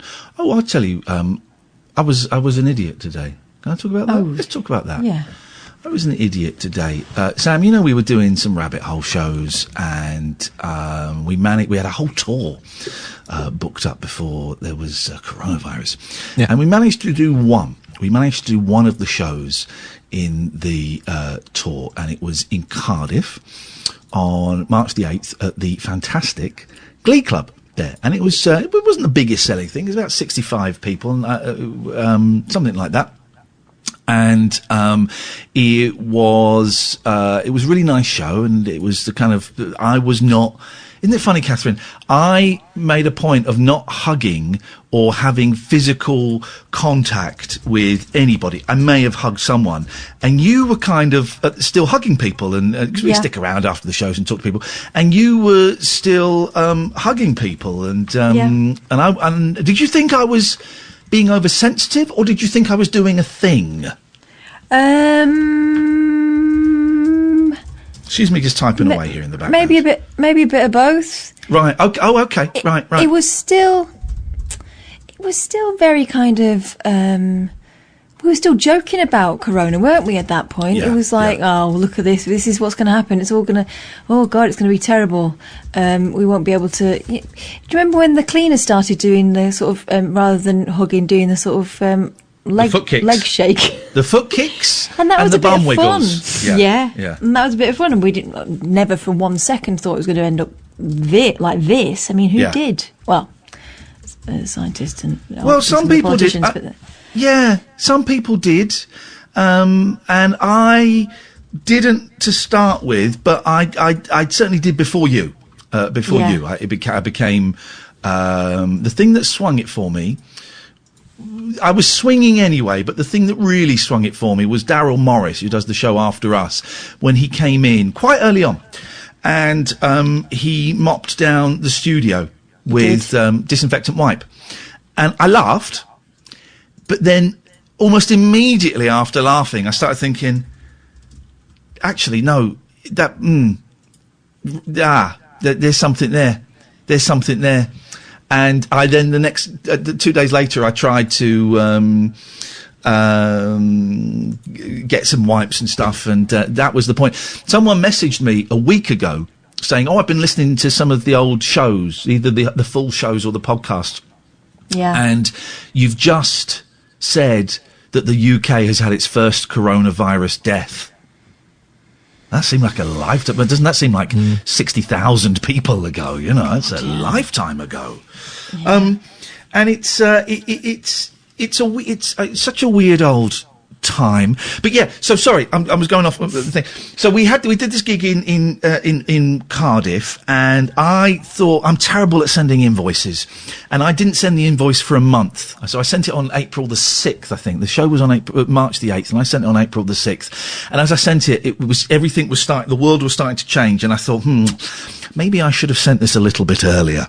And I emailed them today to chase up the money. So has this been paid yet? When can we expect it? And, this is 6 weeks later. And they said, they replied, we haven't got the money to pay you. We are expecting a loan in 2 weeks' time. We will pay you in full then. We will make the payment in full then. And I went mental. Like, I got properly angry. Because my head is a bit up and down at the moment anyway. But also in an old-fashioned, I've not been paid. We worked, they took money, and we have not I got proper working class labour. I want my money, and was unable to see the bigger picture. And I did what is always a bad mistake for me, and I got to stop it. I was upstairs in bed. It was this afternoon, and I sent a tweet from bed. Tweets from bed, Sam and Catherine, for me, never go well. They never go well. It's a bad thing to do because my head is not in the right space. So I sent a tweet that was snarky that said, "Oh, looks like the Glee Club aren't going to pay us for the show that we did on the 6th of March," and and then we got a lot of support from people, and then I thought I should clarify it, and so I said, well, they say that they're getting a loan, but I don't believe it, and it just sucks. And then I went to sleep, and I woke up an hour later, and I'd had quite an angry email. Quite angry. From the guy that runs the Glee Club. Basically, Kenmore, piss off. If you listen to the story, Kenmore, you'll see where it's going. Do I have to mute you every night? Yes, it appears I do. You absolute melt of a human being. Listen. Telling a story. Jeez. He sent a very angry email saying, "This is the last thing I needed. I got landlords asking for money. I got staff that are furlonged." I'm using the word furlonged now because 2 people have tonight. And you go out and publicly shame me. Thanks a bloody lot for that. So I'm still in bed, right? Sending emails in bed, not a good thing for me. And so I wrote a really angry email back saying, "I didn't shame you. I'm just angry. It was a knee-jerk reaction. And you need to effing calm down," or something like that. The F word was in there. I was quite angry. And at this point, I still felt justified. Then a few minutes later, I sent another email saying, "That was, can we start again? Can we be friends and start again?" And then, and this is the problem with being in recovery, is I always know, or I eventually remember what the right thing is to do. And I hate it. I wish I could be one of those people that could fire off an angry email and then just spend the next 6 weeks going, "Screw that guy," or even forget about it. And I can't, and I know what the right thing is to do, and I hate it. And so I looked at his email, and his phone number was there, and I was like, oh, God, I've got to phone this guy up. I'm completely in the wrong here. I'm coming at this... Yeah, if this were a year ago and these were normal circumstances, then I would have every right to be angry and pissy at not being paid, but we are not living in the normal. I'm in the wrong here. And I phoned him up. I phoned the guy up and I said, "Hello, it's Iain Lee." He went, "Oh, hello." He's a really nice guy. We're both... "Oh, hello." I went, I'm so sorry. You're right. I'm wrong. I would have liked to have been told that there was going to be a delay in payment. That's what I was angry at. That I had to chase it up and there. I would have preferred it if you'd have reached out. But that tweet was snarky. That email was unnecessarily aggressive. You must be going through an absolute nightmare right now with all... They've got 6, 7, 8 venues, and they're good venues. The Glee Club is a great comedy club. I said, you must be going through an absolute nightmare. I am. The last thing you want is some idiot chasing you for, I think it's 600 quid. It ain't, in the great scheme of things, it ain't a lot of money. Can I afford to lose 600 quid? Yeah, probably. I'd rather not. It hurts, but yeah, I can probably swallow it if I have to.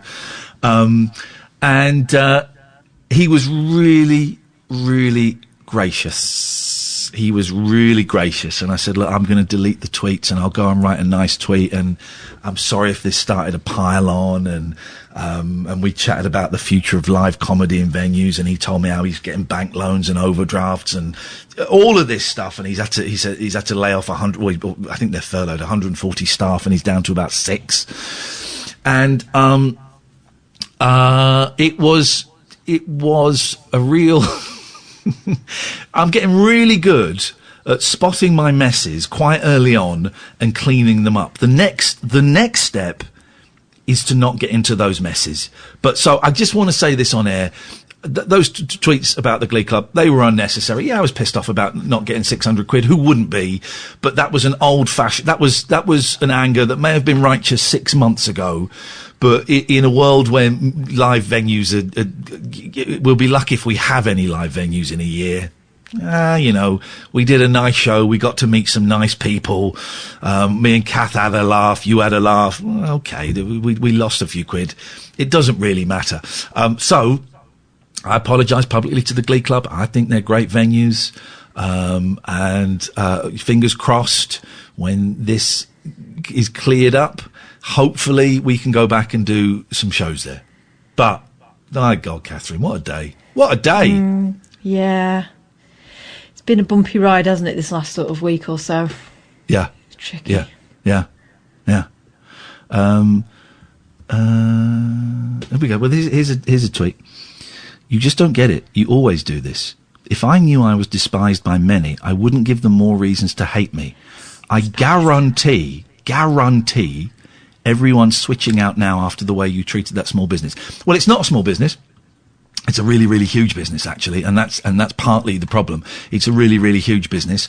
And what's interesting is you seem to have missed the part of the story where I humbly apologised, and the only person who had the right to be angry with me, acknowledged why I was angry, and he apologised for upsetting me, and we were cool. That's the story that you may have missed. I don't know how you missed that part of the story. If you want to focus on the bit with me being a self-confessed dick, which I was completely out of order. If you want to focus on that bit, then do. I think that says more about you than it does about me. For me, the interesting part of the story is a man realising he's wrong, and apologising in public, and also having the decency to phone the guy up and apologise privately.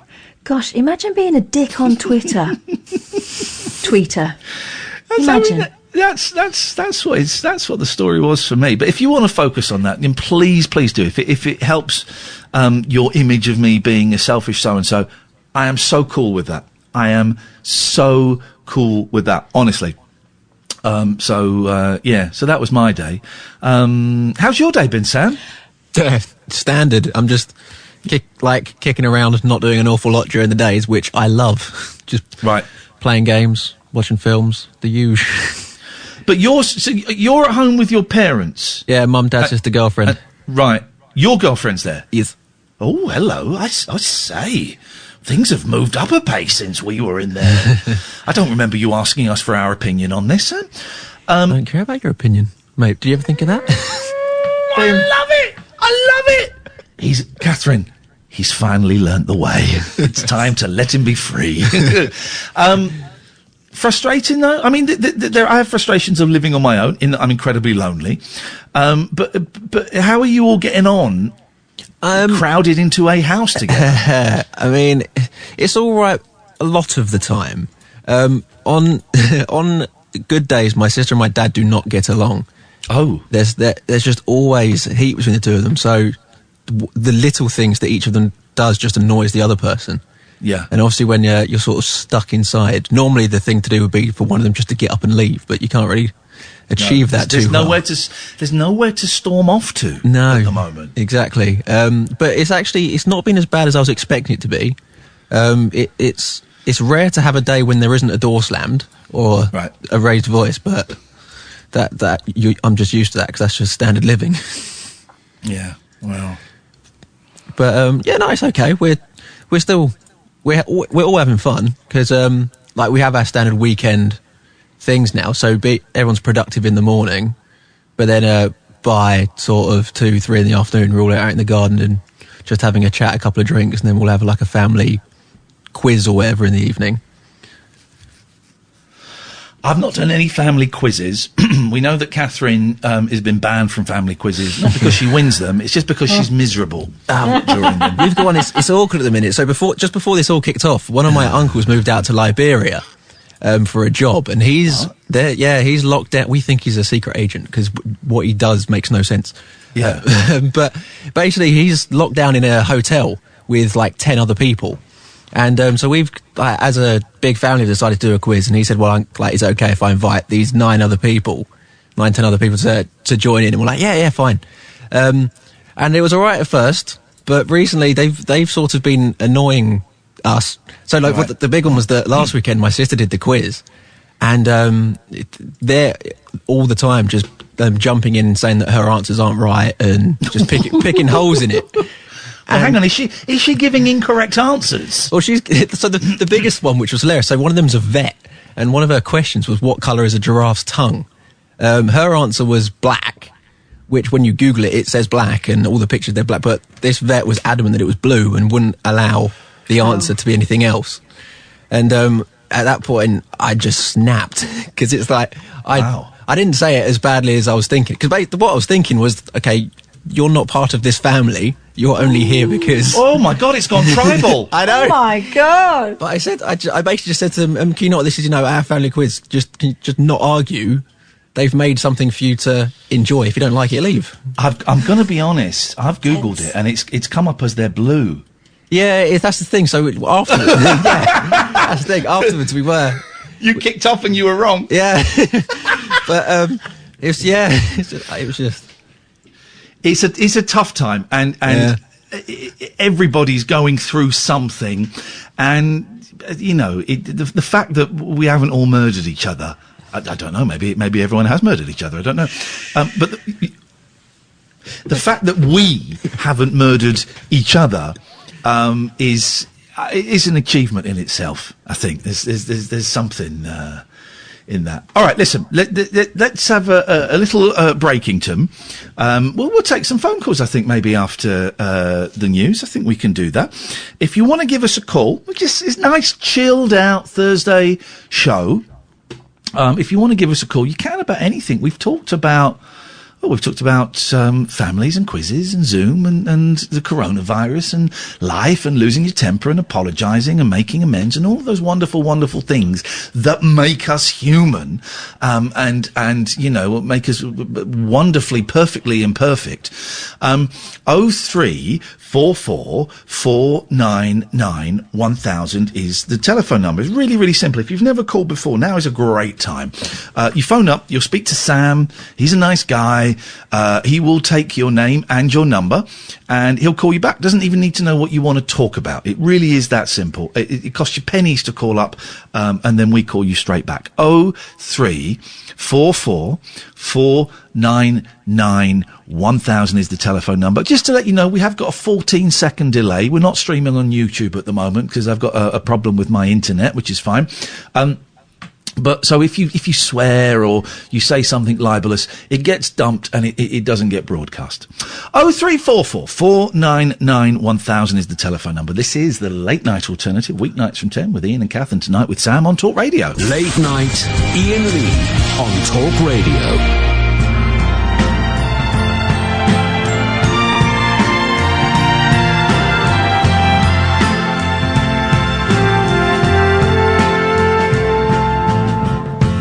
There's nowhere in the world that I would rather be than with you, my love. And there's nothing in the world that I would rather see than your smile, my love. For united we stand, divided we fall.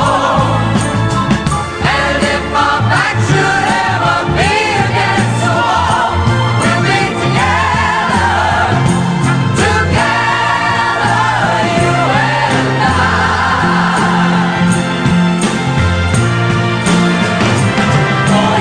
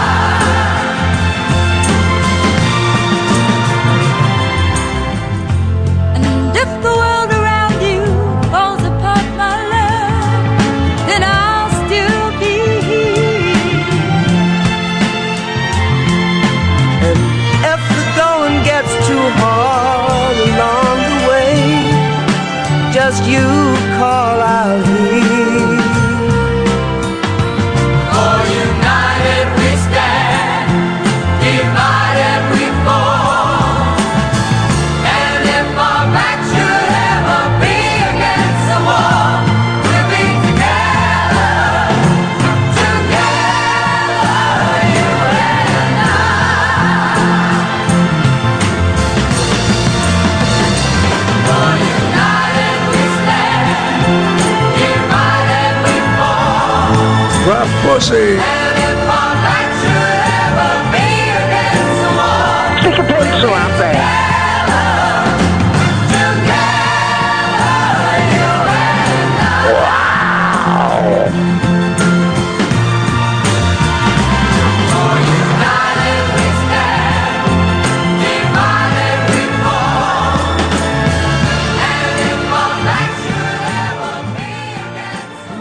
That's some song, isn't it, Kath?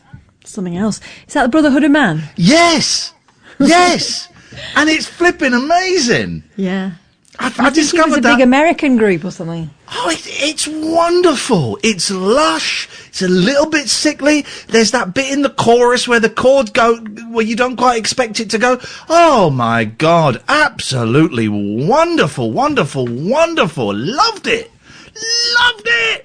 Where did you find that? Is that one of your Spotify suggestions? Spotify, yeah, Spotify. Every Monday, it turns out they make me a little playlist, and there's some gems in there. There's some stinkers. There's some obvious stuff, and then there are some absolute gems hidden away. Hey, I've been struggling with, you and I had a fail-safe method to get Tesco deliveries. Yeah. I'm struggling with it. It's not working for me anymore. It's not. It's working for you, isn't it? Well, it wasn't. I was a bit worried. I thought that the glory days were over, and that everyone had got wise to it. But yeah, I found it at the right time today and managed to get a slot. But they're not as plentiful as they once were. Yeah, and then I got cocky. I was on there and I was offered it was either delivery or a collection. Did I tell you it was a delivery? Yeah. It was a delivery, and it was. And it was a delivery, and I hummed and I hawed, thinking, I don't. Let me just look at the next day. And I looked at the next day, none there. I went back to that day, it was gone. Oh, it was when gone. will you learn? So the best I've got is a click and collect in Asda, about 35 minutes away from me, in a week or so. So that's not so bad.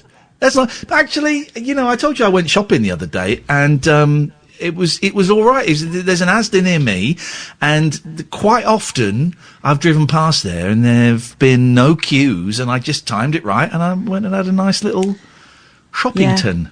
And I'm looking forward to wearing my face mask. Beautiful. I haven't worn it yet. I'm looking forward to it. You've got the superhero one, yeah, right? Superheroes. Okay. Yeah, gotcha. Yeah, superheroes. Well, excellent. Excellent. And now both children have got them, so you don't have to choose which one's your favourite that day. I'm not going to. Isn't it funny? I'm not going to take the kids to the supermarket ever again. I don't think. Don't need to. Don't. And both my kids are now old enough. My youngest, who's a nervous little petal, said the other day, "Do you think you could leave me at home one day on my own?" And I went, "Oh, yeah." And I went, "Yeah, okay." Sure. In fact, I've left him at home a couple of times with his elder brother while I've just popped out for 10 minutes or so. And that's a big step. That's a big step for him. So, that's exciting. I got to do some homeschooling today, and I've got it tomorrow. And I know that in the live assembly tomorrow, my youngest is going to get a special mention for his science project. So that's really exciting. And he got 2 house points today. He doesn't know, that's why we're whispering. He doesn't know that yet. And I just know he finds the Zoom in the assembly, he can't be seen or heard. It's really nice. The headmaster and the deputy headmistress, they do like every Friday, they do a live assembly, and it's really sweet, and they do it really, really nicely, actually, and they're standing 2 meters apart, and one will speak, and then will kind of step back, and the other steps forward, and they do birthdays, and they mention people and stuff like that. But my youngest finds those uncomfortable. He also finds the Zoom. We're really lucky. His school have just started. I think it's this week. Maybe it was the week before. They've just started, and those calls I can see. I'll come to you in a second. Having like a little class with the teacher on Zoom, so that everyone can be seen, and you're allowed to chip in and stuff like that. And he hates it.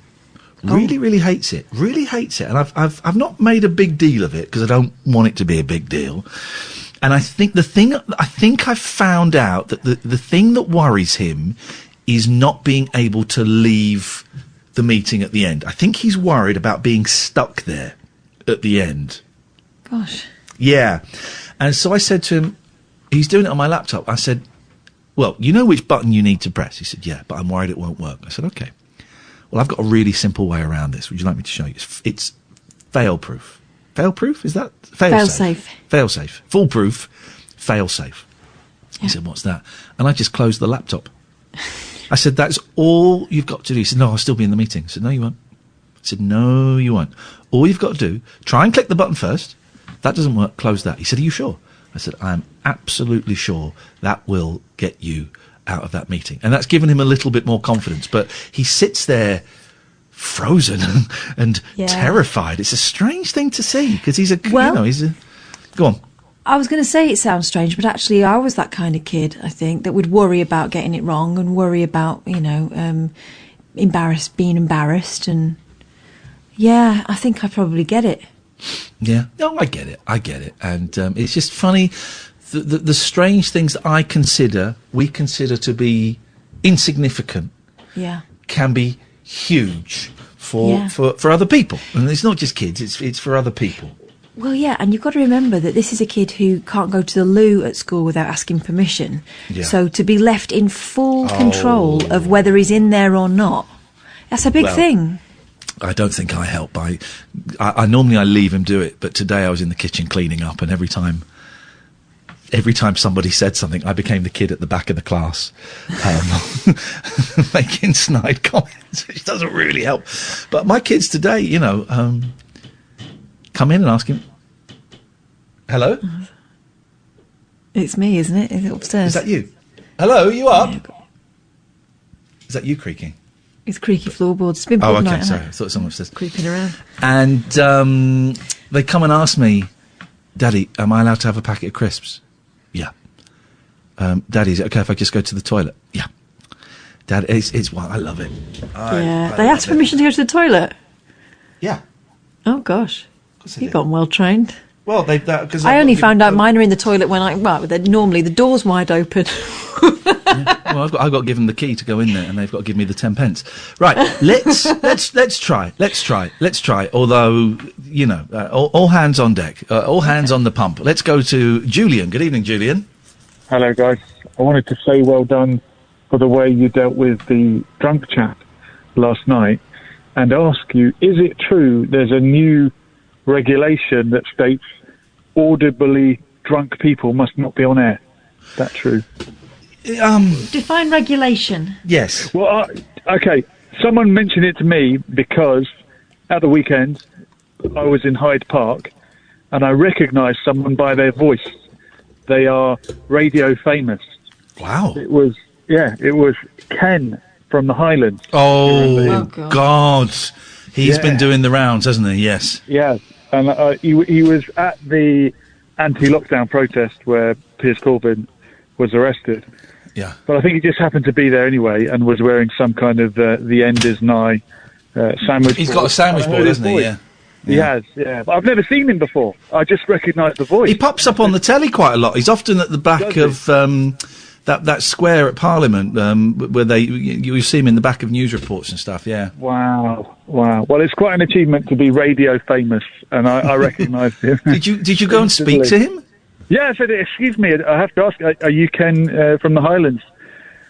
And he was like, hey, that's me for sure, but they don't let me on the radio anymore. I'm banned. It's because we hate Jesus, of course. That's the reason. We hate Jesus. And someone else suggested it's because there's a new policy or rule, I don't know what, if it's from Ofcom, that says intoxicated people must not be on air. I thought maybe you might know more. Oh, you think this is a big actual rule? Oh God, no. But then we would say that, wouldn't we? We would say that. No, Catherine and I have personally decided that we are going to give drunk people the swerve on this show, because not completely, there will be exceptions, but I couldn't verbalise what those exceptions will be. They will be felt. But it is boring. It's really boring for the listeners. You did it very tactfully, and he was sort of coming round. Yeah, it was a great bit of radio. Well, thank you. But no, there is no dictum or dictate? Dictum. Okay. From Ofcom or from our bosses or from anybody that drunks are not allowed on the radio. Or, you know, I just don't like, I also don't like religious extremists of any hue, so to speak. Go on, Kath. The drunk thing, it's less to do with the fact that they're drunk and more to do with if there were to be a complaint afterwards, we would have to justify why we put someone on who was, or arguably not able to defend themselves or not responsible for their actions. You know what I mean? So that's when it starts to get tricky with Ofcom. But, you know, thankfully, touch wood, Ofcom get this show and they understand what we're trying to do and they know that for the most part, we know what we're doing. Wow. Hey, nice one. Hang on. Why were you there? Were you supporting the anti-lockdown protest? I was actually filming it during my 1 hour exercise, although you can exercise for as long as you want now. I used to attend Speaker's Corner a lot and interview a lot of the... I love Speaker's Corner. Isn't it true that you're not allowed to film at Speaker's Corner? That's correct. Technically you're not, but everyone does it. Yeah, you're not, because we went there when we were doing one of our games of tag in Hyde Park. I love Speaker's Corner. I used to go a lot when I was in my early 20s. And I hadn't been for probably about 20 years. And it was primarily on the day that we went, very angry, bald white men arguing about Pakistani child rapists. There was a lot of that, and when you question Jimmy Savile or members of the Catholic priesthood who had committed these crimes, you were dismissed out hand as being on the side of paedophiles. And I recorded some of them, and they, you know, said you're not allowed to record, and I looked it up, and you're certainly not. But you're right, everybody does, and I did try and get in touch with whoever owns Speaker's Corner to try and record there. And is it Royal Parks? Is that who? Yeah, I think so. Well, we weren't even supposed to be recording the game of tag that we did, and we did. But yeah, the hoops that they wanted us to jump through, it was just impossible, and it's a shame because imagine, Julian, if we could go, if there were records of Speaker's Corner for the last 60 years, and we could go right. It is all on YouTube. Sadly, it's all on YouTube. And I used to do that myself. I brought my channel up there and got thousands of views from it. But I got so sickened by it and the toxic environment, as you say, the racism or the Islamic extremism. Yes, that as well, yes. Extremism. Everyone who goes there has just got a one-track mind.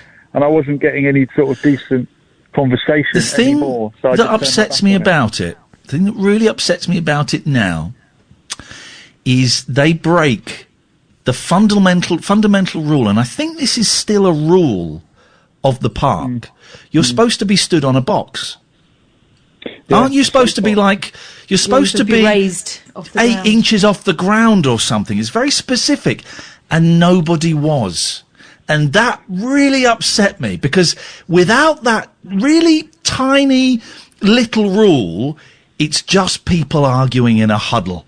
It's just people arguing in a huddle, and you can do that anywhere. You need that person 8 inches taller than everyone else who is leading it, so that they, you know, it becomes a different confrontation then. But yeah. Hey, nice one, Julian. What was the vibe like down at the... Because I know that there was an anti-lockdown protest planned, I think, in Glasgow, and it turned out it was organised by a far-right... it wasn't the EDL, but it was a far-right Britain First type organisation. What was the vibe like at this one? The vibe wasn't far-right. I mean, it was being led by Piers Corbyn, who's the brother of Jeremy, and is, of course... Far gone, I suppose, would be the case there, yes. Yeah, I've had a few chats with him, and he's a lovely guy. Some of his views are pretty much out there. But he's obviously from the left, or would describe himself as such. So it was more of a hippie sort of vibe, you might say. But this whole issue has been made out to be a left versus right. People on the right toting guns in America want the lockdown lifted now, and people on the left want it to last forever. Surely the truth has got to be somewhere in the middle, as usual. As usual. Hey, Julian, nice to talk to you, man. Thanks very much. Nice one. Thank you. See you later on. Cheers. Cheers. 0344 499 1000 is the phone number. I should dig out. I've got... do you know, I probably don't have that recording of Speaker's Corner anymore. I've got a book on Speaker's Corner. It's a fascinating place. Fascinating. Let's take a quick break. This is the Late Night Alternative on Talk Radio. Late Night Iain Lee on Talk Radio. Oh, yeah. Let us go to... Let's go to John. Let's try John. Good evening, John. Good evening, Ian, and good evening, Catherine. John, what can we do for you? It actually relates back to last Friday. Several things, actually. You had a guy on who was a self-confessed clutterer. Oh, yes, we did. Yes, well remembered.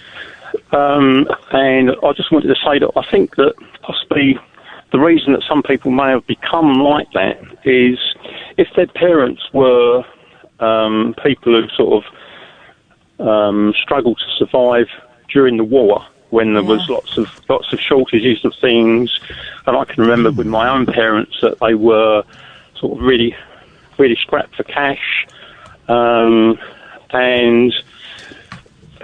when they sort of used to do things, they if anything was left over, it was never sort of thrown away because you didn't know if you was going to be able to get another piece to replace it. Yeah, it's like the waste not, want not thing. Yeah, that's right. And I think that that's probably filtered down into some people. I mean, I know with myself that I've inherited some of those traits, but I'm not quite as bad as what that guy is as far as being a total clutterer. Yeah. But then I've got a friend who's the total opposite. I mean, anything that hasn't been used for like 2 or 3 weeks, it's no longer needed and it has to go over the tip. It's just unbelievable. And that kind of upsets me because I was brought up probably by the kids of that generation you're talking about, and it's if you've got something, you look after it. I still, for the most part, if I buy an electrical thing, it takes. I've only just started getting rid of the boxes. I always used to keep the boxes in case anything went wrong with it. You always had the guarantee, all that stuff, and I'm starting to loosen up a little bit like that. But I do look after things, and it really kills me to throw something out that's not broken or unused. Oh God, no, I couldn't.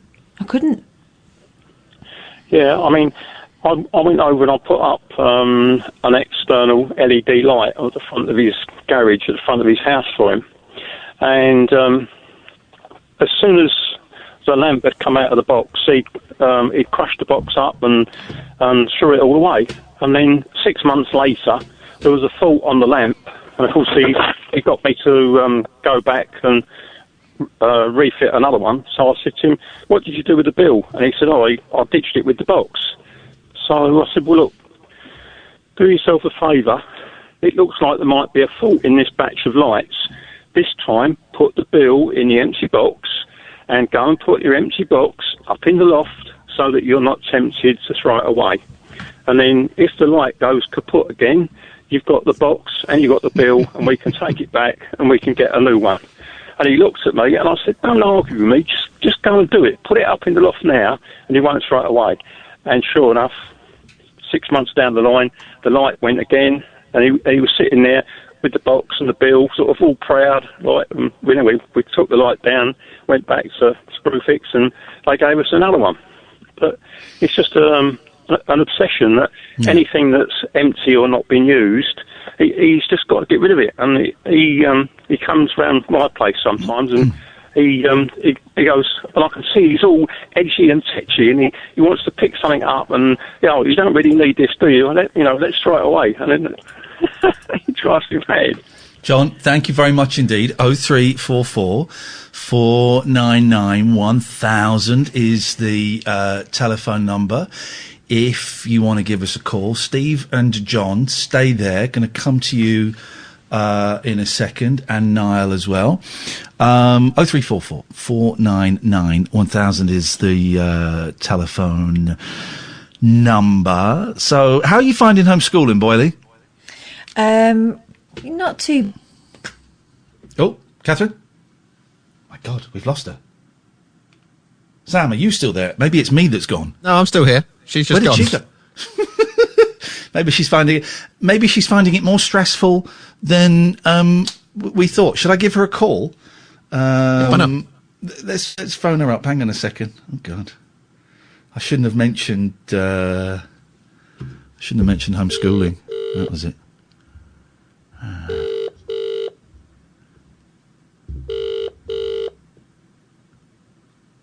Be with you in a second, Niall. Oh, Kath's been murdered. Okay, fine. What on earth has happened there? Oh, man. Oh, man alive. Let's just enjoy, before we go to Niall, let's just enjoy a moment's peace. A nice little bit of peace on the radio. I think so. She could still be talking, and she probably is. She probably is. Just doesn't know. Knowing Catherine, she probably is. That's what I miss. I tell you what, because Kath came round last week to do the show, it just dawned on me that's the first in about however long this has been, 8 weeks. No, I don't. I've got no idea.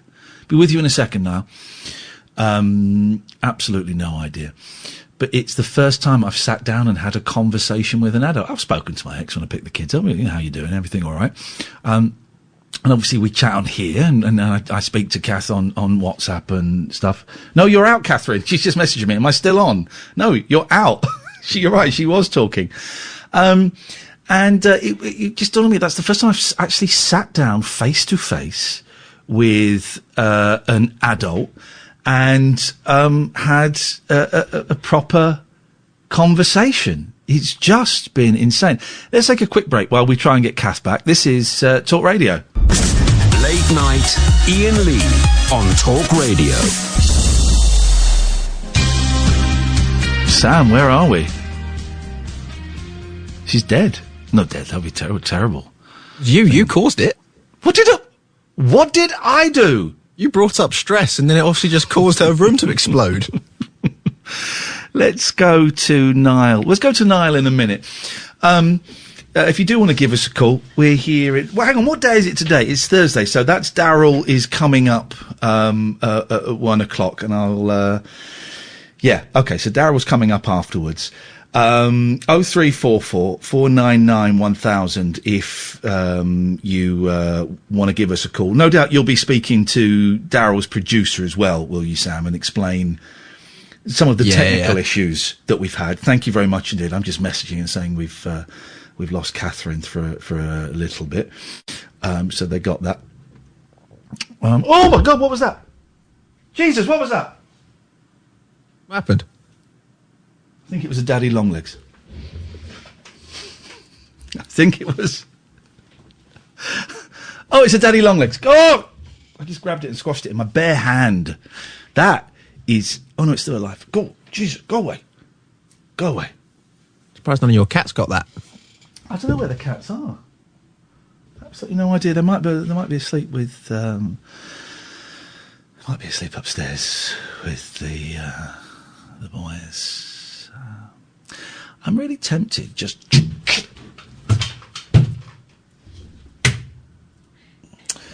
Really tempted for the last 30 minutes before we. There we go. Got it. Go away. Go away.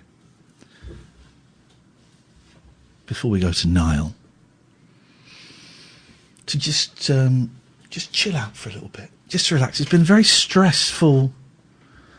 Mention stress. It makes rooms explode. It makes rooms explode. Do you need to go and talk to Kath? Because I can carry this on my own for a bit if you need to go and do. Oh God, what happened to you? Internet went down, innit? Isn't it? Yeah. Surprised it hasn't happened before. You know what my internet's like. Yeah. It's surprisingly it's worked all right, hasn't it? Yeah. Yeah. We'll go to Niall in a minute. We'll go to Niall in. Hang on, let me just put him on the right line. Okay, we'll go to Niall in a second. We've got Steve as well waiting to come on. You can join us if you'd like to. I like this kind of laid-back, kind of nice, relaxed vibe. I think maybe this is something we should be heading towards more often. I think that's what we need to do. Just nice and chilled. Just nice and chilled and relaxing. Don't need to get stressed. Yeah. Did you hear about NASA's found a parallel universe where time goes backwards? Shut the front door. Hang on a minute. Why did we not boot Robbie Vincent off and kick off the show with that? It's brilliant, isn't it? Hang on. Yes. Let me find it. Yeah. Hang on. I thought it was... Here we go. Parallel universe, next 2 hours. Of course it is. That Well, would it's be parallel. wouldn't it? Yeah. It's... Stay there now. I'm going to come to you after this, mate. NASA scientists have detected evidence of a parallel universe. Next to ours, again, a tautology there, but never mind, it's the Daily Star, where all rules of physics seem to be operating in reverse. Fans of sci-fi and comic books have known all about parallel universes since the early 60s. Well, maybe not all about parallel universes. But while physicists have been debating since 1952 whether we actually live in a multiverse where quantum science pioneer Erwin Schrödinger gave a lecture that he himself admitted might seem lunatic, there's been little evidence so far of dimensions beyond our own. But now a cosmic ray detection experiment has found... A cosmic ray detection experiment. We are living in the future. Wowzers. Has found particles that just could be from outside our universe. NASA's Antarctic Impulsive Transient Antenna, or ANITA, uses a giant balloon to hold delicate electronic antennas high into the cold, dry air above Antarctica, where there's little or no radio noise to distort its findings. There's a constant wind, apparently, of high-energy particles coming from outer space, some of which are 1 million times more powerful than anything we can generate ourselves. Okay, stay with me, class. Low-energy particles, neutrinos, can pass completely through the Earth, barely interacting with the substance of our planet at all. But higher-energy objects are stopped by the reassuringly solid matter of the Earth. That means that high-energy particles can be detected coming down from outer space. To detect a heavier particle, a tau neutrino coming up out of the Earth would imply these particles are actually travelling backwards in time. And that is what the ANITA scientists have seen. I found quite a good TV show today, Catherine. Oh, yeah. Speaking of bullshit, like you just were. Sam, did you watch Into the Night or whatever it's called? I didn't. No, sorry. Oh, that's rude. Okay. Well, I found another one that you won't watch.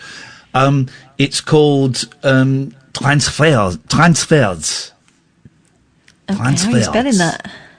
I'm spelling it transfers, but I think there's a D in it as well because it's French, and that's how they spell transfer. I think that's how they spell transfers. No, it isn't. I think it is actually. No. I think it is. No. Yeah. Well, okay. Anyway, so it's French, and what happens is they have this technology where they can take you out of your body and put you inside another person's body. Not like that! Jesus! Not like that. But it's illegal for some reason. I don't quite understand the science fiction behind it, and I was being shown Animal Crossing at the same time as I was trying to watch it. But it's called Transfers. Transfers. Transfers. No, it was transfers. That would be German. Oh, transfer. Transfers. Oui. All Oui, right, that's what I said. Yeah, so I was right. So I was right. Well, you said with a D. I changed it. You said transfers. A D and a T are very, very similar letters. Yeah. Very similar letters. Okay. Very similar letters. Yeah. Okay. Anyway, I'm with you now. It was quite good. It was quite good. I was trying to find something on Netflix to watch, and there's not a lot. Really. I want to watch the Tony Slattery documentary everyone's been tweeting us about. That was tonight, wasn't it? I don't want to watch it when I've got the boys in the house because I'll be blubbing. I'll be blubbing, I think. It is very moving. Yeah. You know, and we took to him, didn't we? What a nice fella. He texts every now and then. He'll text me. Yeah. But he never replies to my texts. No, Peculiar well, gentleman who I've got a lot of love and respect for, you know, and just a really, really nice guy, and wish him nothing but the best. And you know. Yeah. Let's go to Niall. Oh no! Niall's just gone. Oh, sorry if I kept you waiting so long, mate. Give us a call back and I'll put you straight on. I'm so sorry. I'm just enjoying the relaxed vibe here. So I apologise about that. Give us a call back, Niall, and we'll put you straight back on. I promise. 0344 499 1000 is the telephone number. If you want to give us a call, you're very welcome. Let's take a quick break. This is the Late Night Alternative. It's weeknights from 10. Ian and Kath and Sam is popping in every now and then on Talk Radio. Late Night Iain Lee on Talk Radio. I feel really bad. I was waiting for ages and I was just going to go to him and he's gone. Now, give us a call back, please, mate. 0344 499 1000 is the telephone number, and we'll have a nice. Oh God, I think we're getting trolled. I can see the switchboard. Oh Jesus, I think we're being trolled. Let me just get rid of this. Let me just get rid of this troll. Yes, Barry. What do you want? I'm not a troll. Prove it. You're my dear friends. I think we can proceed with caution. Okay, we'll take the call, but it feels a little bit weird. What did you call us? Cockles? Cockles. Hang on a minute. Cockles. Oh, hang on. I don't know why that's playing. It's playing Yummy, yummy. Yeah, don't listen to my Spotify playlist. That's private. Just like a man's Spotify playlist and his Pornhub search history are private. Keep your spirits up. Special, special, special, special, special, special, special.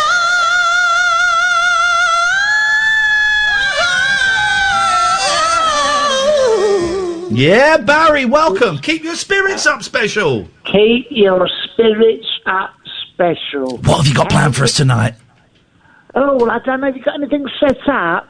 I was a little bit lacklustre, didn't have many ideas for tonight. Well, you could have not phoned in.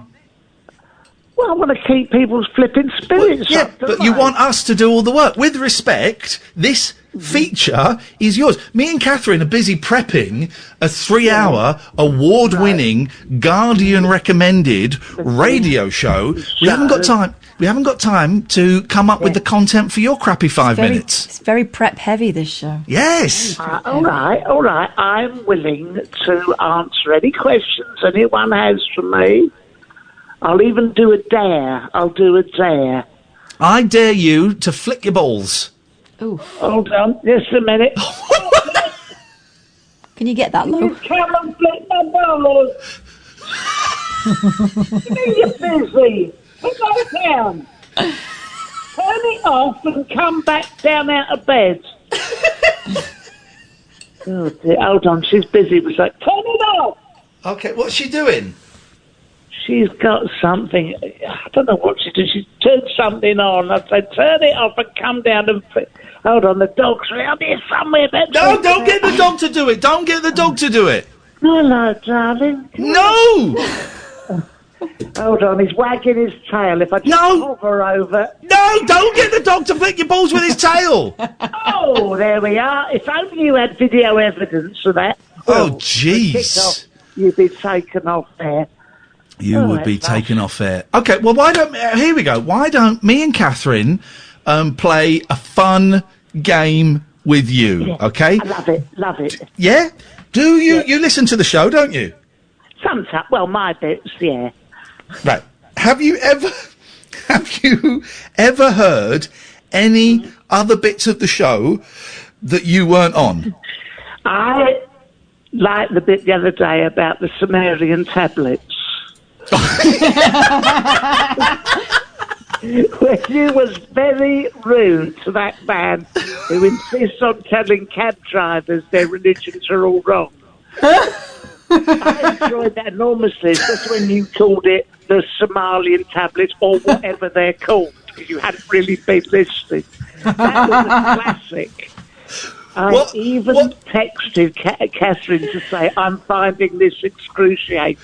You text that quite a lot, to be fair. And her reply was, you'll get used to it. What are the Simulian tablets, though? Simulian? I don't know, but I enjoyed your disdain. I don't think there's enough disdain in the world these days. There's a lot of aggression, there's a lot of nastiness, but there's not enough disdain. Casual disdain. That's what I like. That was Kath's nickname at school. Hashtag haughty. Oh yeah, hashtag, was that what he was known as? Hashtag 40. Hashtag naughty, more like. Naughty haughty. I love it when you're naughty haughty. Especially with a hot water bottle. What? Is there anything less sexual, less sexually arousing than the word botty? No, botty, actually. No, then a hot water bottle. Yeah. Go on, what's less sexy than that? Bed socks. Oh, that's true. Yeah. What Pop about socks. The Dutch oven as well is fairly disgusting. That's disgusting. It's a passion killer. You have to push through, don't you? You know, like, oh, jeez, no. I don't like it when my Margaret snores right in my ear. I don't like that. You can hear all her larynx all going, all vibrating. Oh, God. It's disgusting. Yeah. Okay, well, that presented us with a lovely image. So, I thought we would have a quick round of lock poker. Oh, yeah. Let's do it. Okay, I'll go first, then it's Catherine, then it's Barry from Watford. Okay. Padlock. Hose lock. Hose lock? I've never heard of that. It's a proprietary brand. It's a thing that you can stick on the end of your hose. Okay, all right. Why would you stick a lock on the end of a hose? It locks on. It's like, I guess they've sort of patented the design. Anyway, hose lock.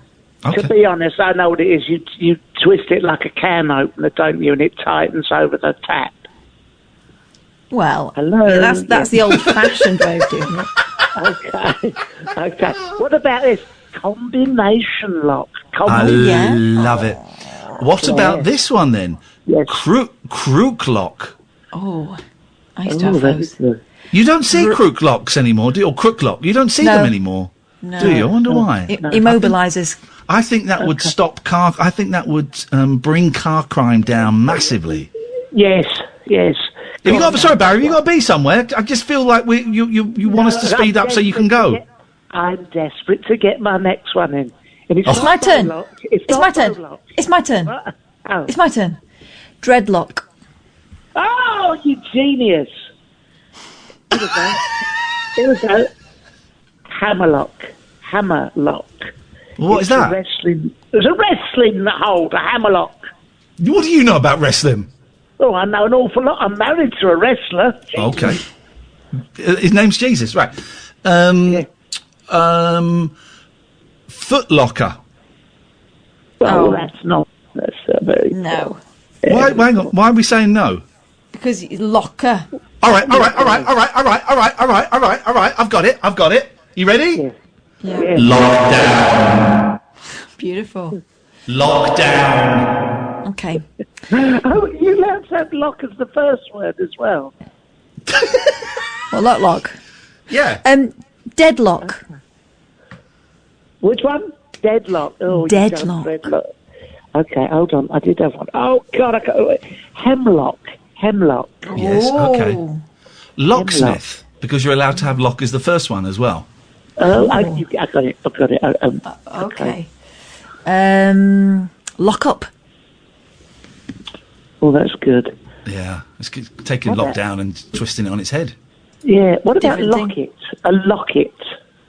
Yeah. A locket. Yeah. Okay. Yes. You wouldn't allow foot locker, but locket. Sure. No, why are not? we allowing locket if didn't allow locker? It doesn't seem fair. No, well, I Okay. think locker should have been allowed, so locket is fine. Yeah, of course it's fine. Oh. Did we say locksmith? We did, didn't we? Yes. Okay, all right. Yeah, it is. Yes. Yes. Yes.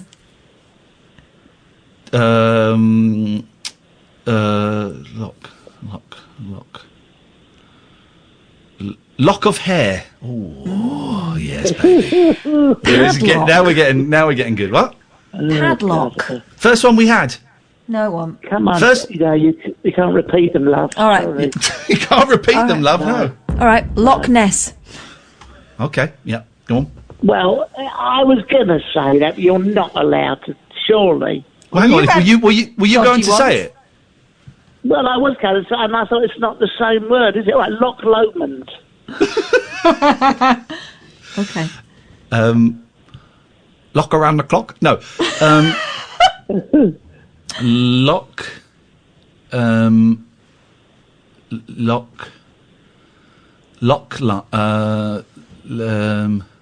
Lockluster. That's not a word. Hang on. 10. Oh, whoa, guys. 7, 6, 5, 4, 3, 2. No, lock. Oh! I'm out. It's the death match. It's the lady versus the man. Lovelock. What is that? It's those that vandalism people do in Paris on the bridges. They put lovelocks I on, thought it was don't a thing. I thought it was that when you put a thing around your balls, and so you couldn't knock one out. Excellent. Until I'll save that for next time. Okay. As a Prince Albert. Yes. It's a cage, isn't it? I can feel the nation rooting for me. Oh. Joseph Locke, the singer. Well, what did he sing? What did he sing? Joseph Locke, was it Coming to the Parlour? You're making this up. Come into the parlour and squeeze my nuts. Come into the parlour and squeeze my nuts. 10, 9, Let's remember 8, that. It's wonderful. 7, Okay, 6, 5, 4, 3, 2, 1. Come into the part. I don't know, but we will never be. Squeeze my nuts. I do know the song. Come into the parlour and squeeze my nuts. Come into the parlour and squeeze my nuts. But that wasn't Joseph Locke. That was Terry Cock. sorry. Okay. Okay.